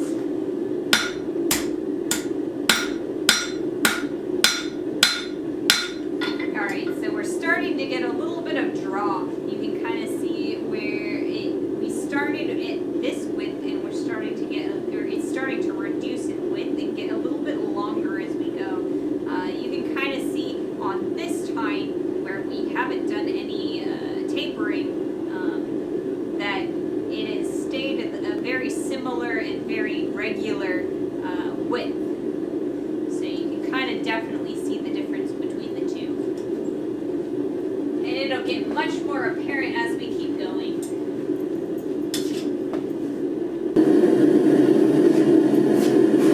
So yeah, let's see. So I've been blacksmithing since about 2010. I did take a 5-year break, and I've just come back in November. I got pretty sick in 2020. So right now we're kind of shaking off the rust, getting back on the saddle, and we are getting back to blacksmithing. We're starting with very basic projects, making sure that we remember how everything works. So as I go, occasionally I'll make some pretty, obvious errors, because like I said, it's been about 5 years, so it's kind of like trying to remember things. It's very much like riding a bike, right? So you get that muscle memory, and it's been a while since you rode a bike, you can still do it, but sometimes you're a little bit more shaky at first. So we're trying to shake off that dust and the rust and get a little bit more stamina while we're at it. So, yep.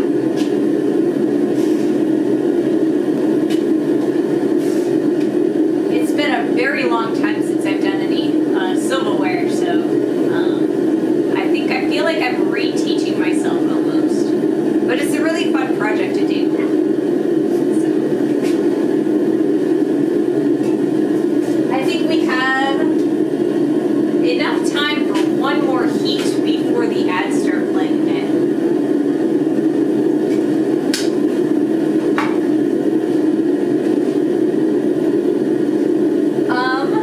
So it looks like I've gotten several followers. Thank you all. Degraded Boy, Anna Simmer, Christy S, Cole Yokai Tandra. Thank you all. I probably butchered some of your names, and I apologize for that. But thank you so much.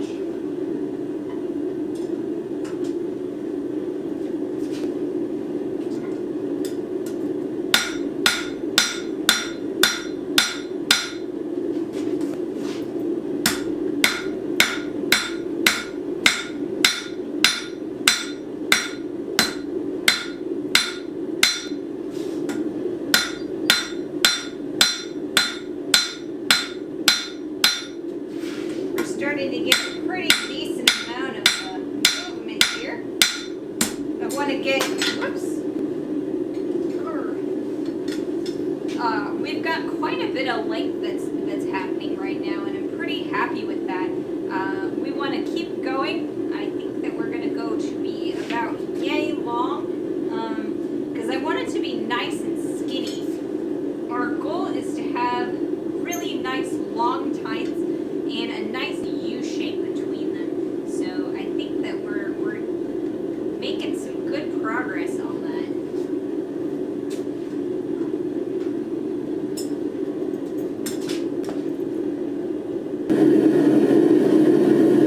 All right, and our ads are starting soon, so I'm glad that we did not actually make it or keep forging into the ads. That way you guys can all see them. Or each of the heats. So I apologize, I'm a little bit on the scatterbrain sometimes. But that's kind of part of my charm. So, yep. If anybody has any questions, comments, or anything like that, I am very happy to, answer them. Otherwise, I will just continue, talking about different things. Yes, yeah. Being scatterbrained is part of my charm. Let's see. I started as a fabricator, and that was in about 2005, 2006, somewhere in there. I fell in love with welding. I took college courses, and I went to school for art. I thought that I was going to be able to build, or make the geek sculptures that you see at comic conventions and things like that, of superheroes and anime characters and things like that. So I started in clay, and I ended up having to do a 3D course, and it was like an overview, so I had to do projects in clay, and then some in wood, some in metal, and I fell in love with the metal. And then from there, I had to do everything in metal, so I did a lot of welding and fabrication, a lot of cold bending. We did a bunch of casting, and I did a lot of jewelry work at the same time. I also had a apprenticeship at a jewelry store. So I am a journeyman jeweler, and from there I kind of took all of that knowledge and I shoved it into blacksmithing. There is a lot of parallels between blacksmithing and jewelry work. It's just how you apply that heat. So that's kind of the background that I have. And yeah, I have a lot of fun doing it. So like I said, I got sick about 5 years ago, and I'm kind of trying to regain that stamina so I can come back out here on the regular. And so I'm taking you guys as an accountability buddy and along for the journey. So I hope you guys have fun. I know I do. I love talking to you guys.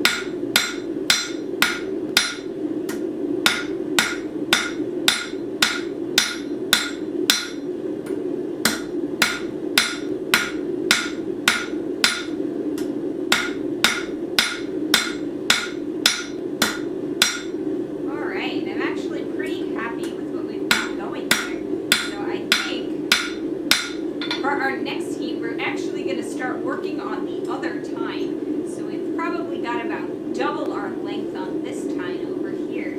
So I want to take some of that and bring it over here, and we will see what happens.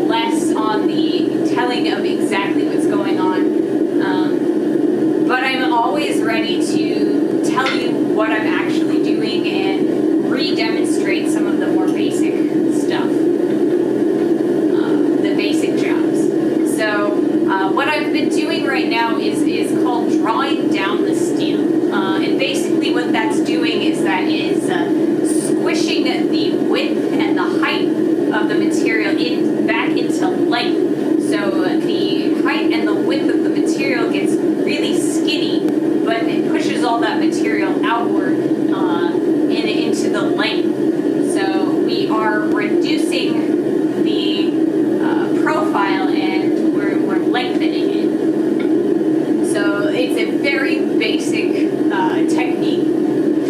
One of the ones that one of the first ones that you're taught when you are blacksmithing. That and just the first time when you're blacksmithing, you want to take that metal out and you just kind of want to smash it and see what it does. That's like one of the first lessons when I have in-person students. I'll have them just take a piece of metal out of the forge and just smash it with whatever hammer they happen to have, just so that they can kind of get a feel of what it's like to use the hammer and the tongs, because that's very important. If you don't know what your hammer is going to do, it's really hard to direct the material in the way that you want it to go. So that's a very important lesson to learn. And then, tapering is a really, basic job. Another one is shelving, and that's what happens when you take a piece of material and you hang it off of the edge of the anvil, and you hammer half on and half off of the anvil base. So basically what you're doing is you're kind of pushing the material over the edge, over the corner, and creating kind of a corner, an interior corner in your material. So that is called shelving. And if there's anything that I say that you don't quite understand, like the meaning of it, like if a brand new person going into, a glass shop, when they start talking about the glory hole and the putty rods and the blowpipes, they might not understand quite what that means. So if I say anything like that, just let me know and I will explain it.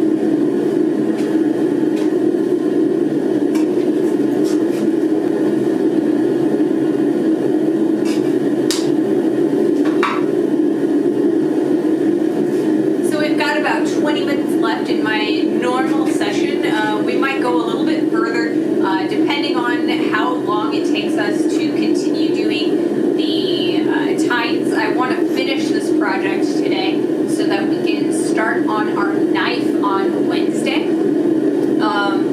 So we don't have too terribly much left to go on the tines. We will probably do the twists for this, because I want to twist the handle. We'll probably do those on Friday, maybe. That way we can kind of debate what we want to do with the handles for decorations. So that's kind of also part of the reason why I haven't cleaned the fire scale off of our spoon. I want to make sure that if we're doing any twists at all on it, that we're doing a similar or maybe an extra different sort of pattern on those. We'll see what we decide at the end of the week. But yeah, if we have any excess like decoration type stuff to do on the handles, we'll probably do those on Friday, just so that we can start fresh on Monday with a fresh project. So, or at least hopefully, maybe, we'll see.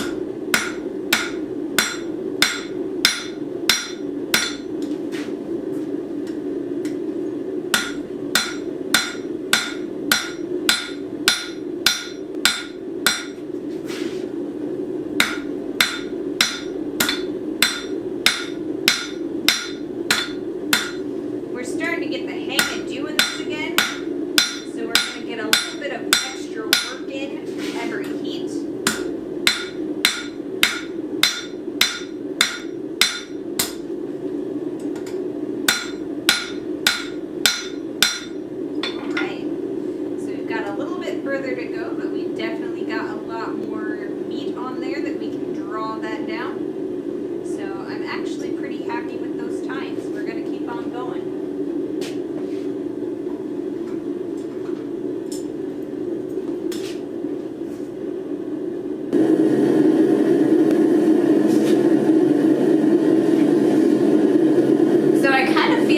With blacksmithing, it's a little bit slower than glass blowing. I feel like with glass blowing, you have plenty of time to work with the material, but you also make a lot more progress in a lot less time. So, you know, when you get your, like,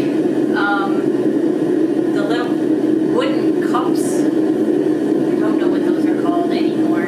I took a glass blowing class when I was in college, but it was only one semester, so yeah, I did get to actually do some glass blowing, but yeah. So like when you are shaping the material, I feel like it's a lot faster, and you get to see a lot more progress as it goes. I think patience is a virtue in blacksmithing, and sometimes I don't have it, but I do enjoy the zen of it.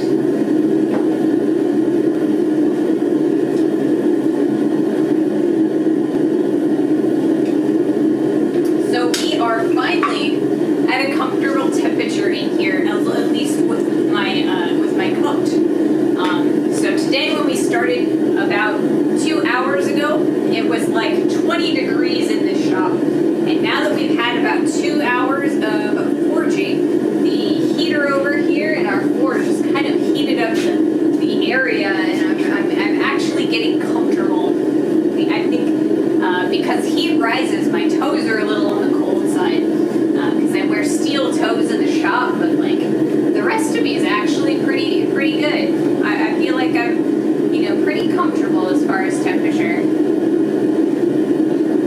It's like every time I come out here to forge in the winter time, it's kind of like I have to force myself to come out here because it gets so cold for the first like 30 minutes or so, and then after that it starts getting really comfortable with the amount of heat that we've got.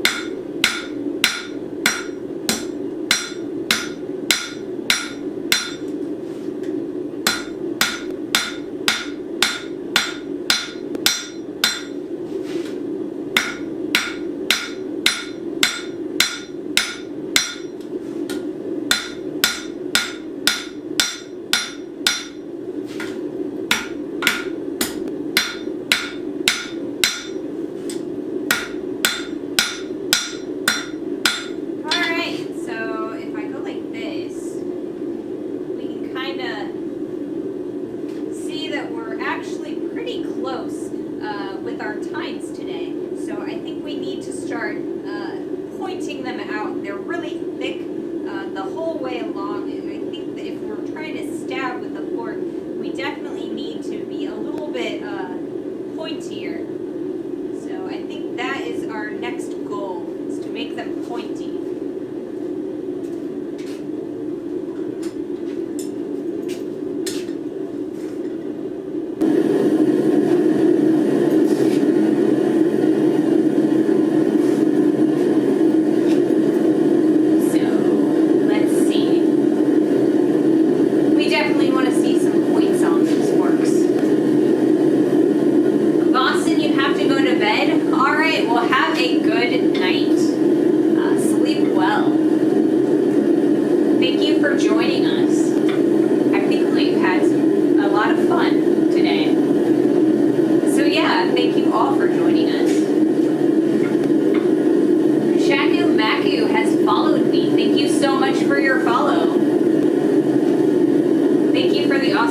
Well, you're welcome. I will be back on Wednesday and Friday, so if you want to join then, you are more than welcome to. Yeah.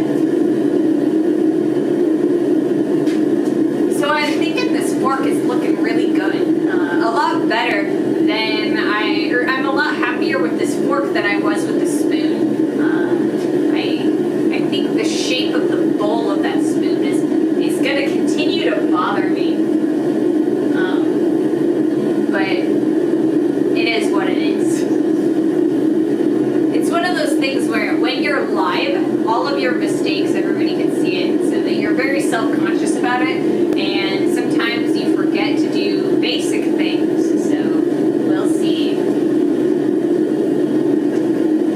We'll see if I can fix them with the grinders while I am shining them up, or if I need to do some other, some other stuff. I also considered if I were to, so one of the errors that I have here is that what I've done really is I've made the spoon a little bit backwards, right? So we've got a really wide base at the top, and like back by the handle, it's a lot skinnier. So I thought that maybe I could kind of. So when I used the swage block, which is over here, it's like there's a bunch of little divots in here, and there's a teardrop shaped one, and I kind of used it backwards. So I'm thinking that maybe if I use it frontwards, it might fix it a little bit, but I'm not sure. We'll see if we can do that I might see if I can't fix it when I'm doing, or tomorrow when I'm looking at shining it up a bit.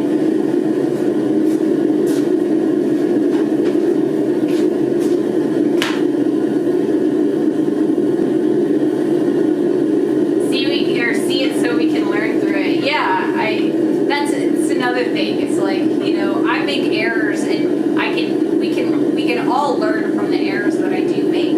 So, and I think it's really important to know that everyone not everyone is perfect, and everyone can be, can make mistakes. Even people who are, very, very good or experts at their field, they can still make mistakes. And I'm not claiming to be an expert at blacksmithing. I definitely am not, but I've got a long way to go. But we're learning together.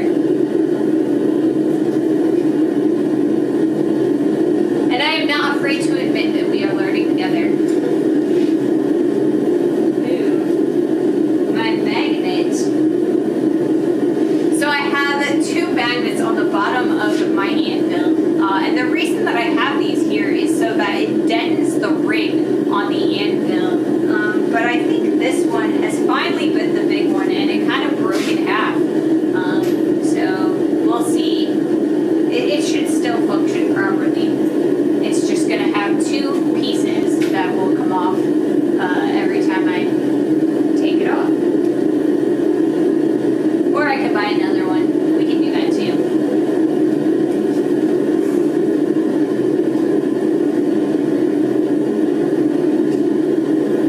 Getting to that point of the day where I'm starting to run out of my water.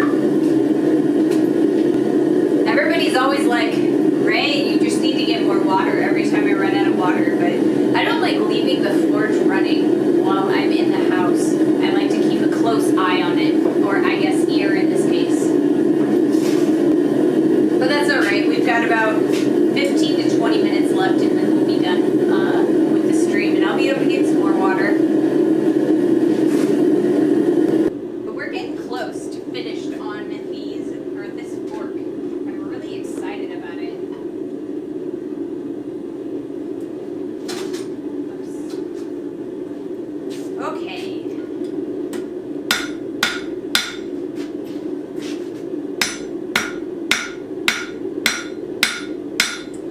We're focusing on this tip so that we can kind of point it out.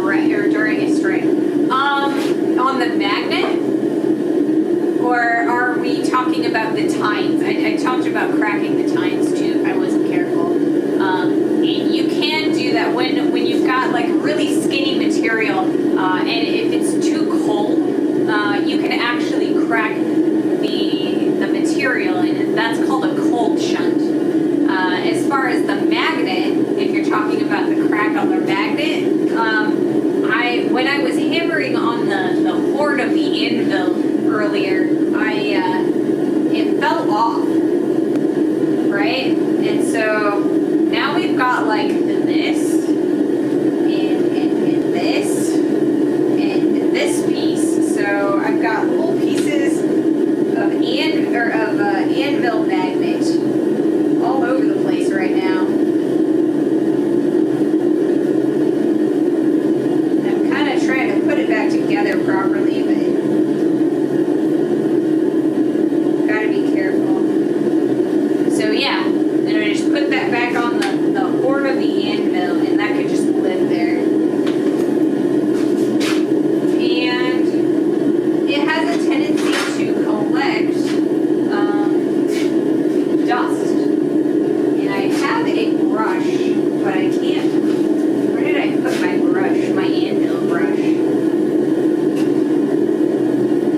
It's red and it has steel bristles. If you guys see it, you guys can tell me. I don't know what I did with it.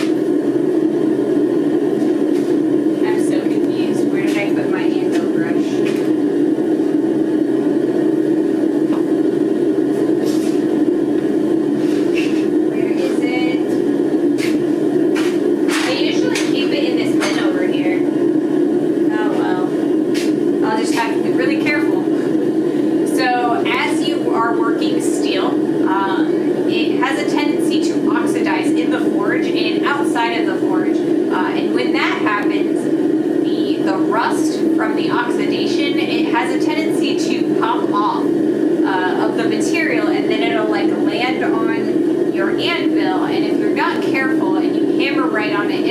Showering you with it, and it's still really, really hot from being in the forge, so you got to be really careful that you don't burn yourself. So normally I keep a steel brush in my bin here so that I can clean off my anvil, but for whatever reason I've lost it.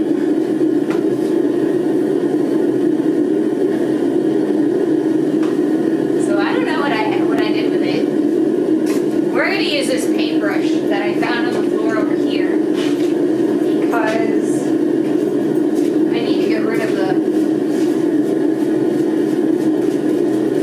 Alright, that'll work for now. And I will definitely look for it when I'm putting things away later on.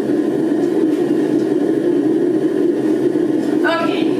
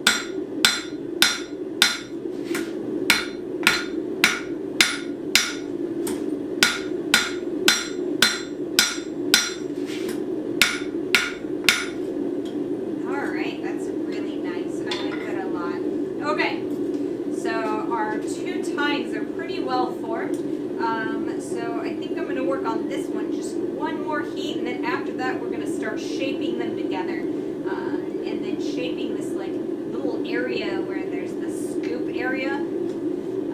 So yeah, that'll be our next heat.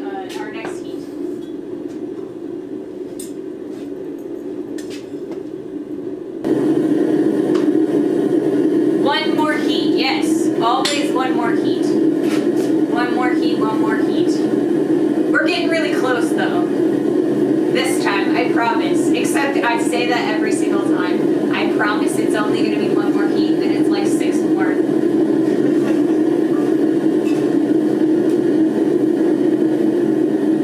But it's like, you never know how well the heat is going to dissipate from your material. It's kind of very dependent on the amount of material that you have versus the amount of heat that you have and the temperature, the ambient temperature of the air struggle to get the piece out of the forge, I dissipate even more heat, so, you know. One more heat, one more heat. Yes. I kind of like the animated gift. Maybe the fire is a little bit too small. I don't know. What do you guys think? You like the new ones? I could do maybe a bigger flame. I think I want to do a bigger flame.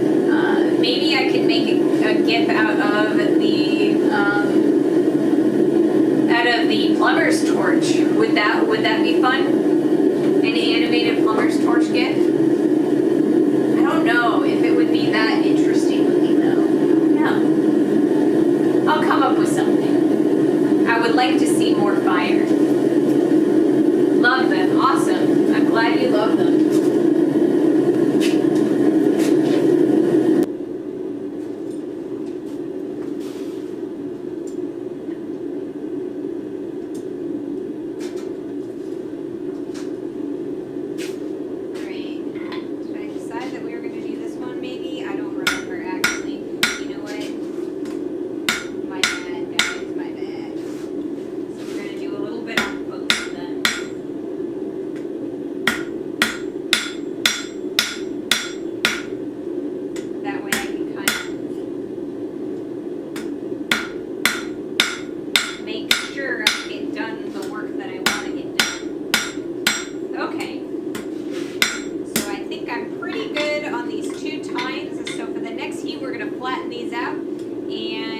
Shaping them in relation as opposed to the times that they are. So we want to make them, we're going to flatten them up against the anvil. Right now they're doing the splits, so now we're going to like have them standing straight. Fire is good. We always need more fire. So I don't know, maybe I need to have like just fire. So maybe I have a burn barrel out back. Maybe I should start the fire in the burn barrel and then make an animated GIF of just the fire coming out of the burn barrel. That's a lot of fire. I like fire. I'm kind of a pyro. You can probably tell. Fire is always good. You guys, some of you guys have some really nice flame GIFs. GIF emojis. I've seen Mahalo has posted a couple of them. They're really nice, so I don't know. I feel like I need one or two flame animated emotes. So it looks like our ad is starting soon. So as always, I don't hammer while the ads are going, because I want to make sure that everyone gets to see all of the lovely blacksmithing goodness. So I'm going to reset my clips, and I'm sorry about moving the. I tripped over the leg of my tripod.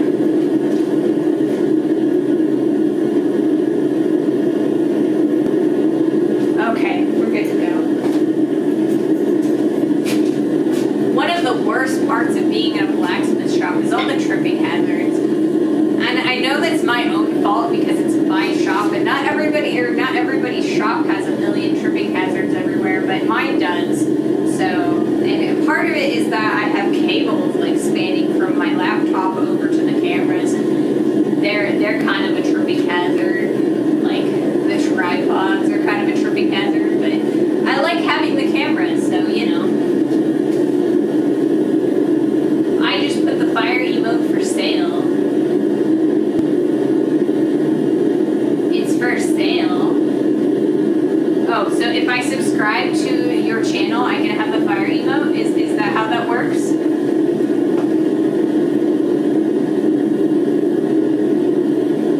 I do have an Amazon Prime subscription that I can put together. Wow, I've gotten several more followers recently. 7 minutes ago, JTI9858 followed me, and Radhid Toyn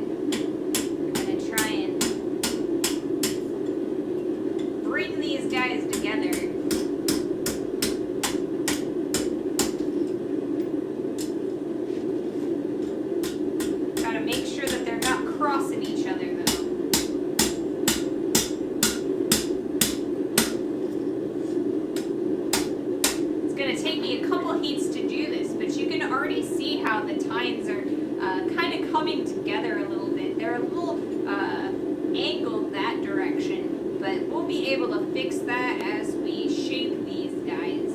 They're starting to get a little bit too cold to start moving them like we're doing right now. So I'm going to heat this guy up again, and we're going to keep on keeping on. I think it kind of is starting to look like a cocktail fork. You're welcome for the new follow. Well, welcome in. Welcome in. I'm always so happy to see you guys. You guys are part of my reason for doing this. Like, I know that I would do this whether I had people watching or not, because I mean, it's helping me physically gain more stamina and more confidence as a person. But it is always amazing to have people to confirm that I'm not talking into the void and to bounce conversations off of. I really love talking to you guys. So keep on keeping on.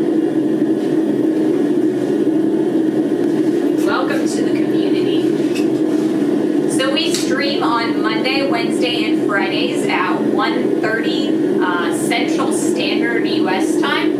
And we stream for about 2.5 to 3 hours every day, or like on those 3 days.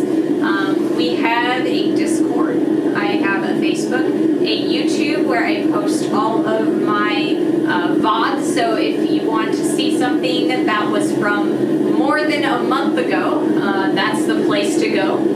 I also do edits of my VODs, so I'll do condensed versions, like more of a tutorial or an overview of the project. My latest one I posted on Thursday. That one was the scrolling Tom video, so that's there for your enjoyment. It's about 31 minutes, and that was a condensing of about 13, 14 hours of streaming. So, you know, I think that I think I condensed it pretty well. So that's there. And yeah, so I really enjoy making this content for you guys. So, yeah.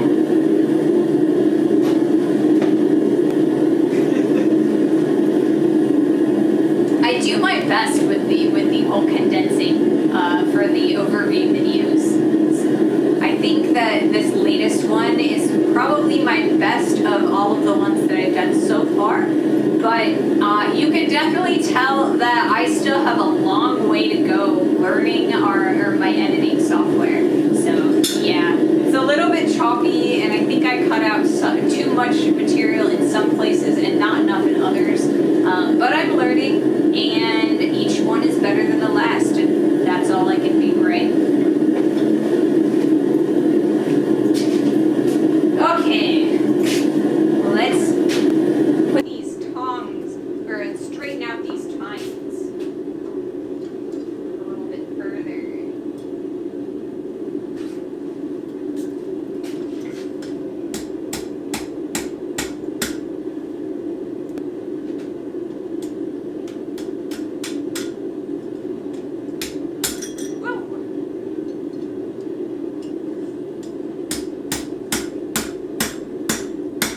We gotta remember that a new set of universal tongs is in our future. Alright, so we've got those relatively, or this one's a little bit curly, so we're gonna straighten that out a little bit further, but I think what we're gonna do is we're actually gonna separate those and start working on that center U shape on the anvil horn over here. And I think that's going to help us out quite a bit to get those straightened out a little bit further. But yeah, I think we've gone a long way, and I think this is a really nice looking fork.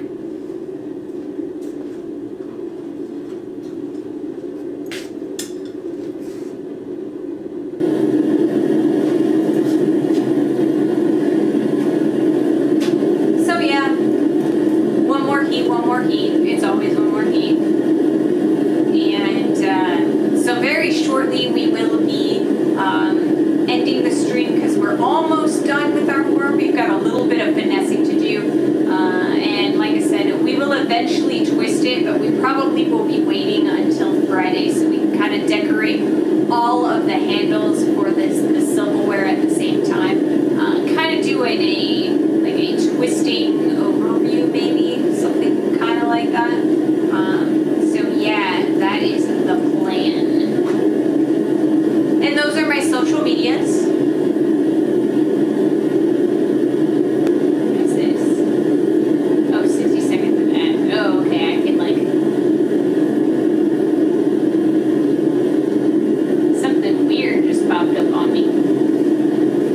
On my stream overview. Something I didn't notice before, but that happens a lot to me because I'm relatively new to streaming, so.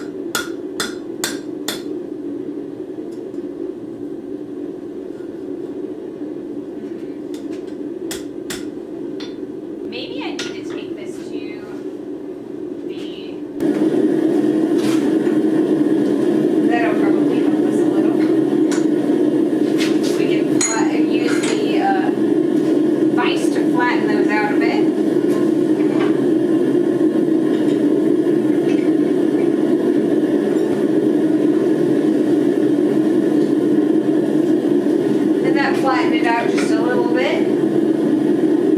And yeah, we'll get those in there very, very shortly. What's a good nice tool I can use to kind of flatten those out? I have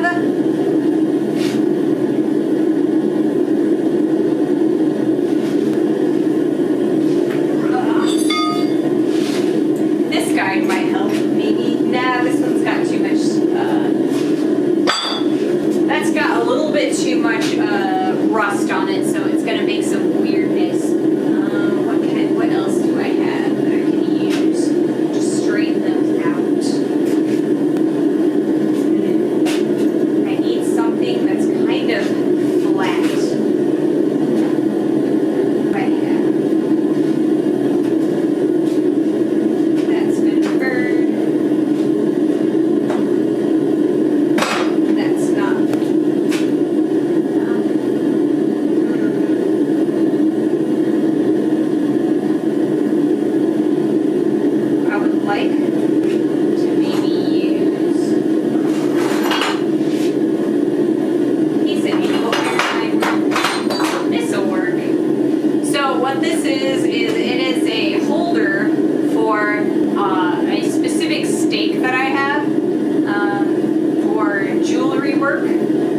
But it has a nice flat and thin piece of steel. So we're gonna put this on here like so, and we're gonna use it to kind of flatten out that corner.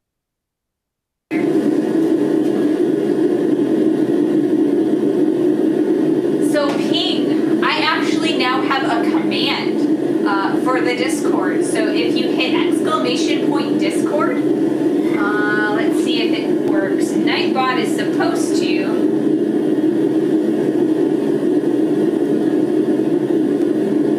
Did it work? Is it gonna work? Yes, there we go. Nightbot now has a Discord command. It also has a YouTube command. Is it not letting you? Why is it not?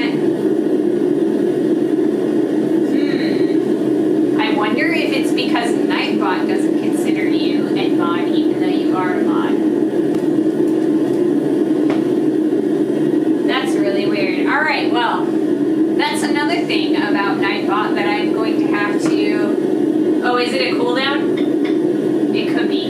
So there's also the command !YouTube. So you can try that or that one. But yeah, so those are my two like commands for the moment.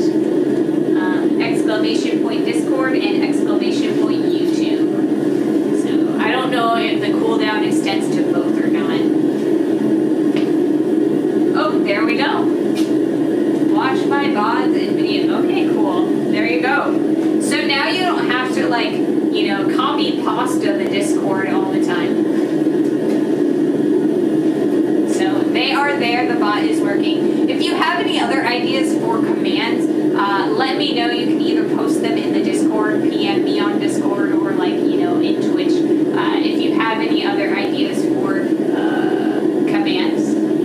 I didn't really know of any other commands that I thought were, you know, would be useful. But yeah, I'm sure there are some, I just don't know.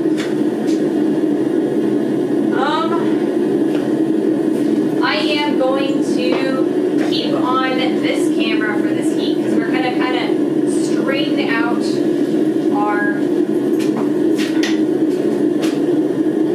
tines a little bit.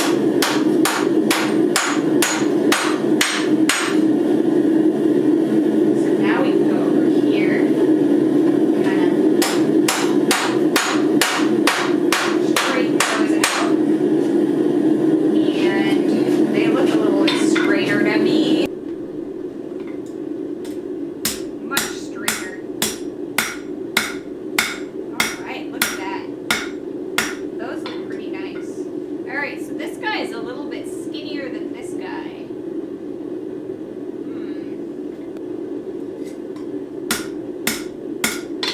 So we'll use the tool over there for our next heat to kind of fix that a little bit. But yeah, I'm really liking that nice U shape that we got going on there. I think what we'll be able to use the horn of the anvil to kind of clean that up just a little bit there. But yeah, I think it looks pretty nice. A nice two-tined fork.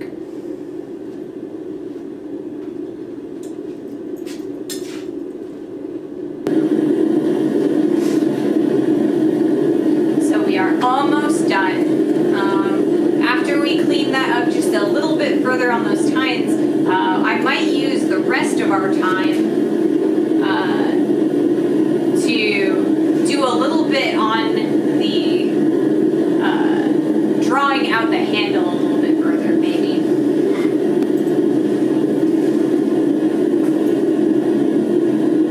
Because I feel like the handle could be a little bit skinnier and a little bit more,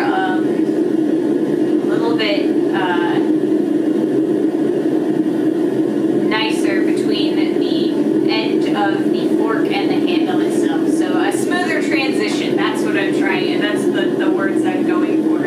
I'm looking for a smoother transition. But we're getting really close. I'm pretty happy with them. I think this is probably the best fork I've ever made, and that's pretty cool because I did it on stream for you guys.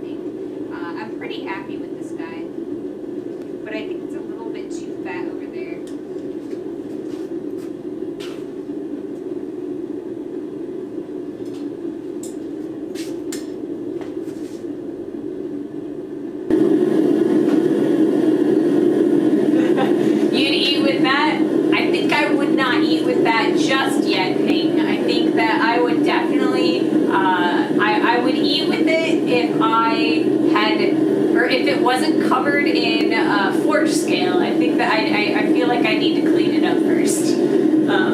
But yeah, I think it looks really neat. I'm pretty happy with it. Like I said, I need to clean up that transition between the kind of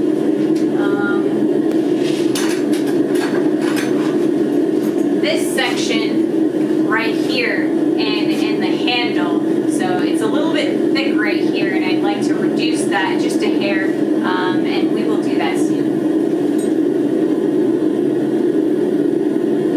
Goat farmer Bluesy is here. Hey Bluesy! We are almost done for the day, but welcome in. I keep missing most of your streams. I'm sorry about that. My analytics keeps telling me that it's sending out about 53-ish notifications. So I don't know if you are one of the people that is not getting a notification, or if it's late. Sometimes I hear that they're late, the notifications. But yeah. Oh, busy. That makes sense. I mean, if you're busy, you're busy. I do tend to stream a little bit earlier in the day, or for US people anyway. And so I'm not sure like what time of day it would be for you though, since you are in European time. So I don't know. Maybe I'm streaming over dinner for you. That would kind of suck. Haven't seen one, but that does not say anything. Oh, it's midnight now. Wow. So I guess I start streaming around 9:30, 10 o'clock your time. So I stream a bit late, it seems. But yeah, if you want to watch my VODs, I always post them on YouTube, and you're welcome to watch them there, or, little sections here and there, and you're always welcome to come and visit live, whether you come in the beginning, the middle, or the end of the stream. You are always welcome in here. Panzador21 followed me. Thank you so much for that follow. I am so grateful for all of you, all of the community that we have. All right.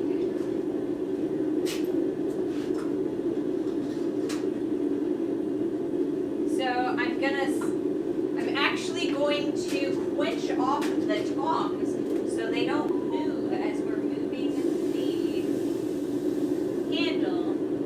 So you're gonna see some dark area. I think I'm gonna do this here. That way I don't get nasty.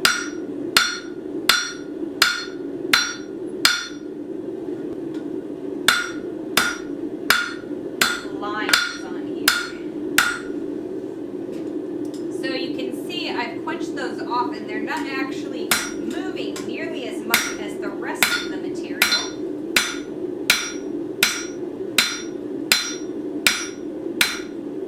So I think that's going to happen every time, or like for the next, I think I'm probably going to do about 2 more heats. We're really going to focus in on this area, the transition between this area for the scooping section of the fork and the handle itself.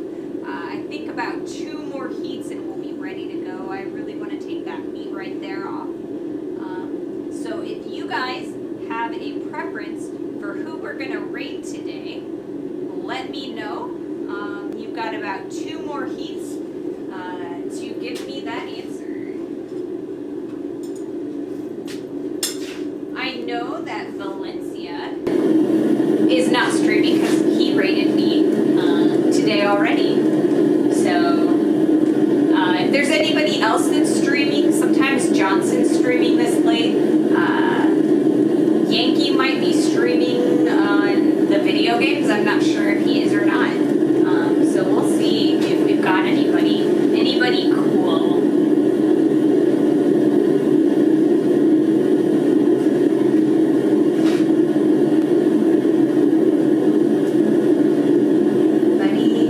Any of my friends.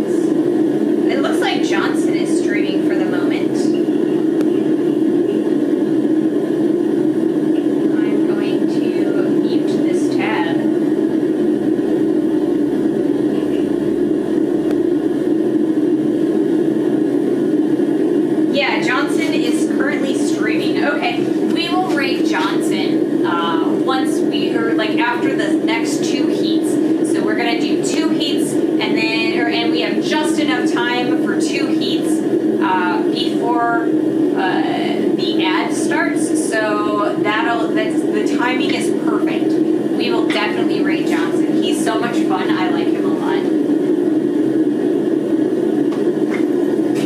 So that's who we will rate today.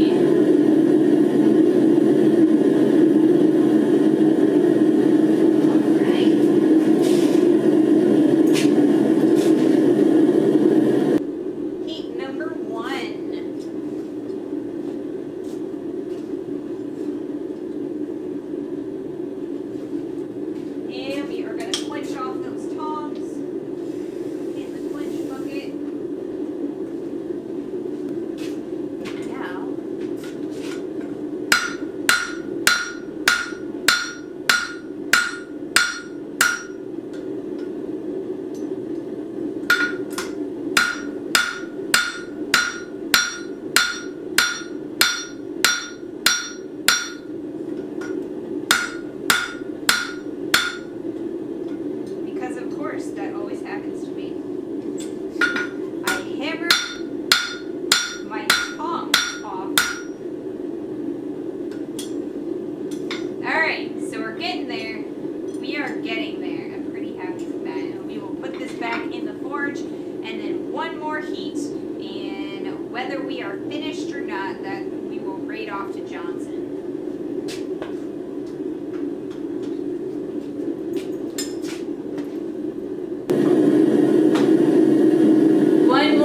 One more heat. Exactly. We have 1 more heat to go. But I'm really happy with the progress we've made. We've made a pretty decent looking fork. I think I like it a lot better than the spoon that we were able to make. I think it's alright. It's alright. But I like this fork a lot better. I like it a lot.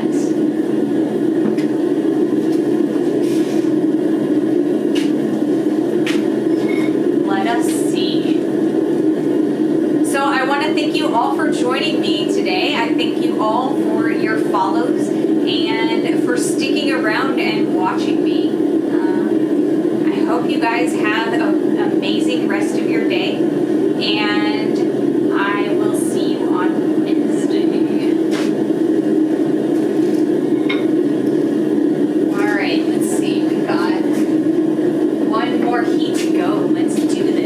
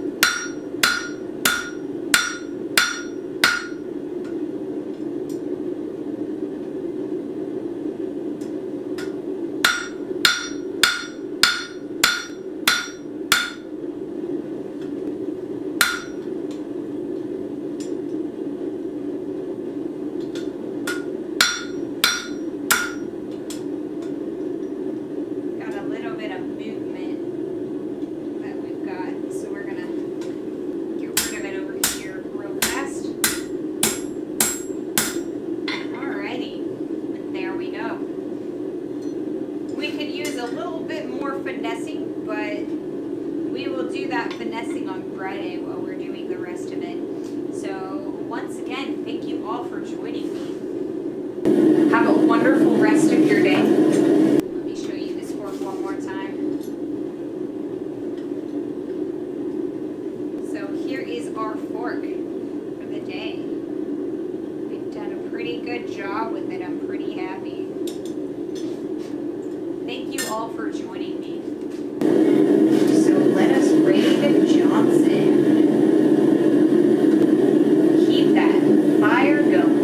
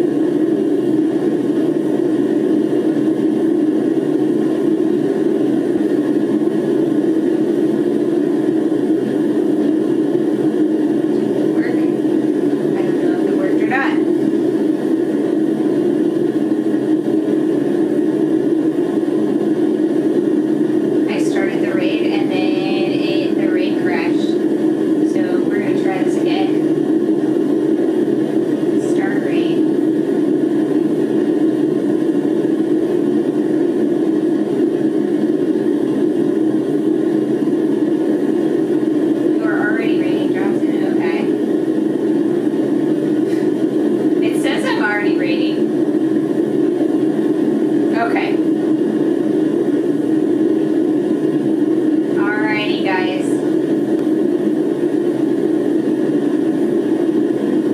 Have a great day.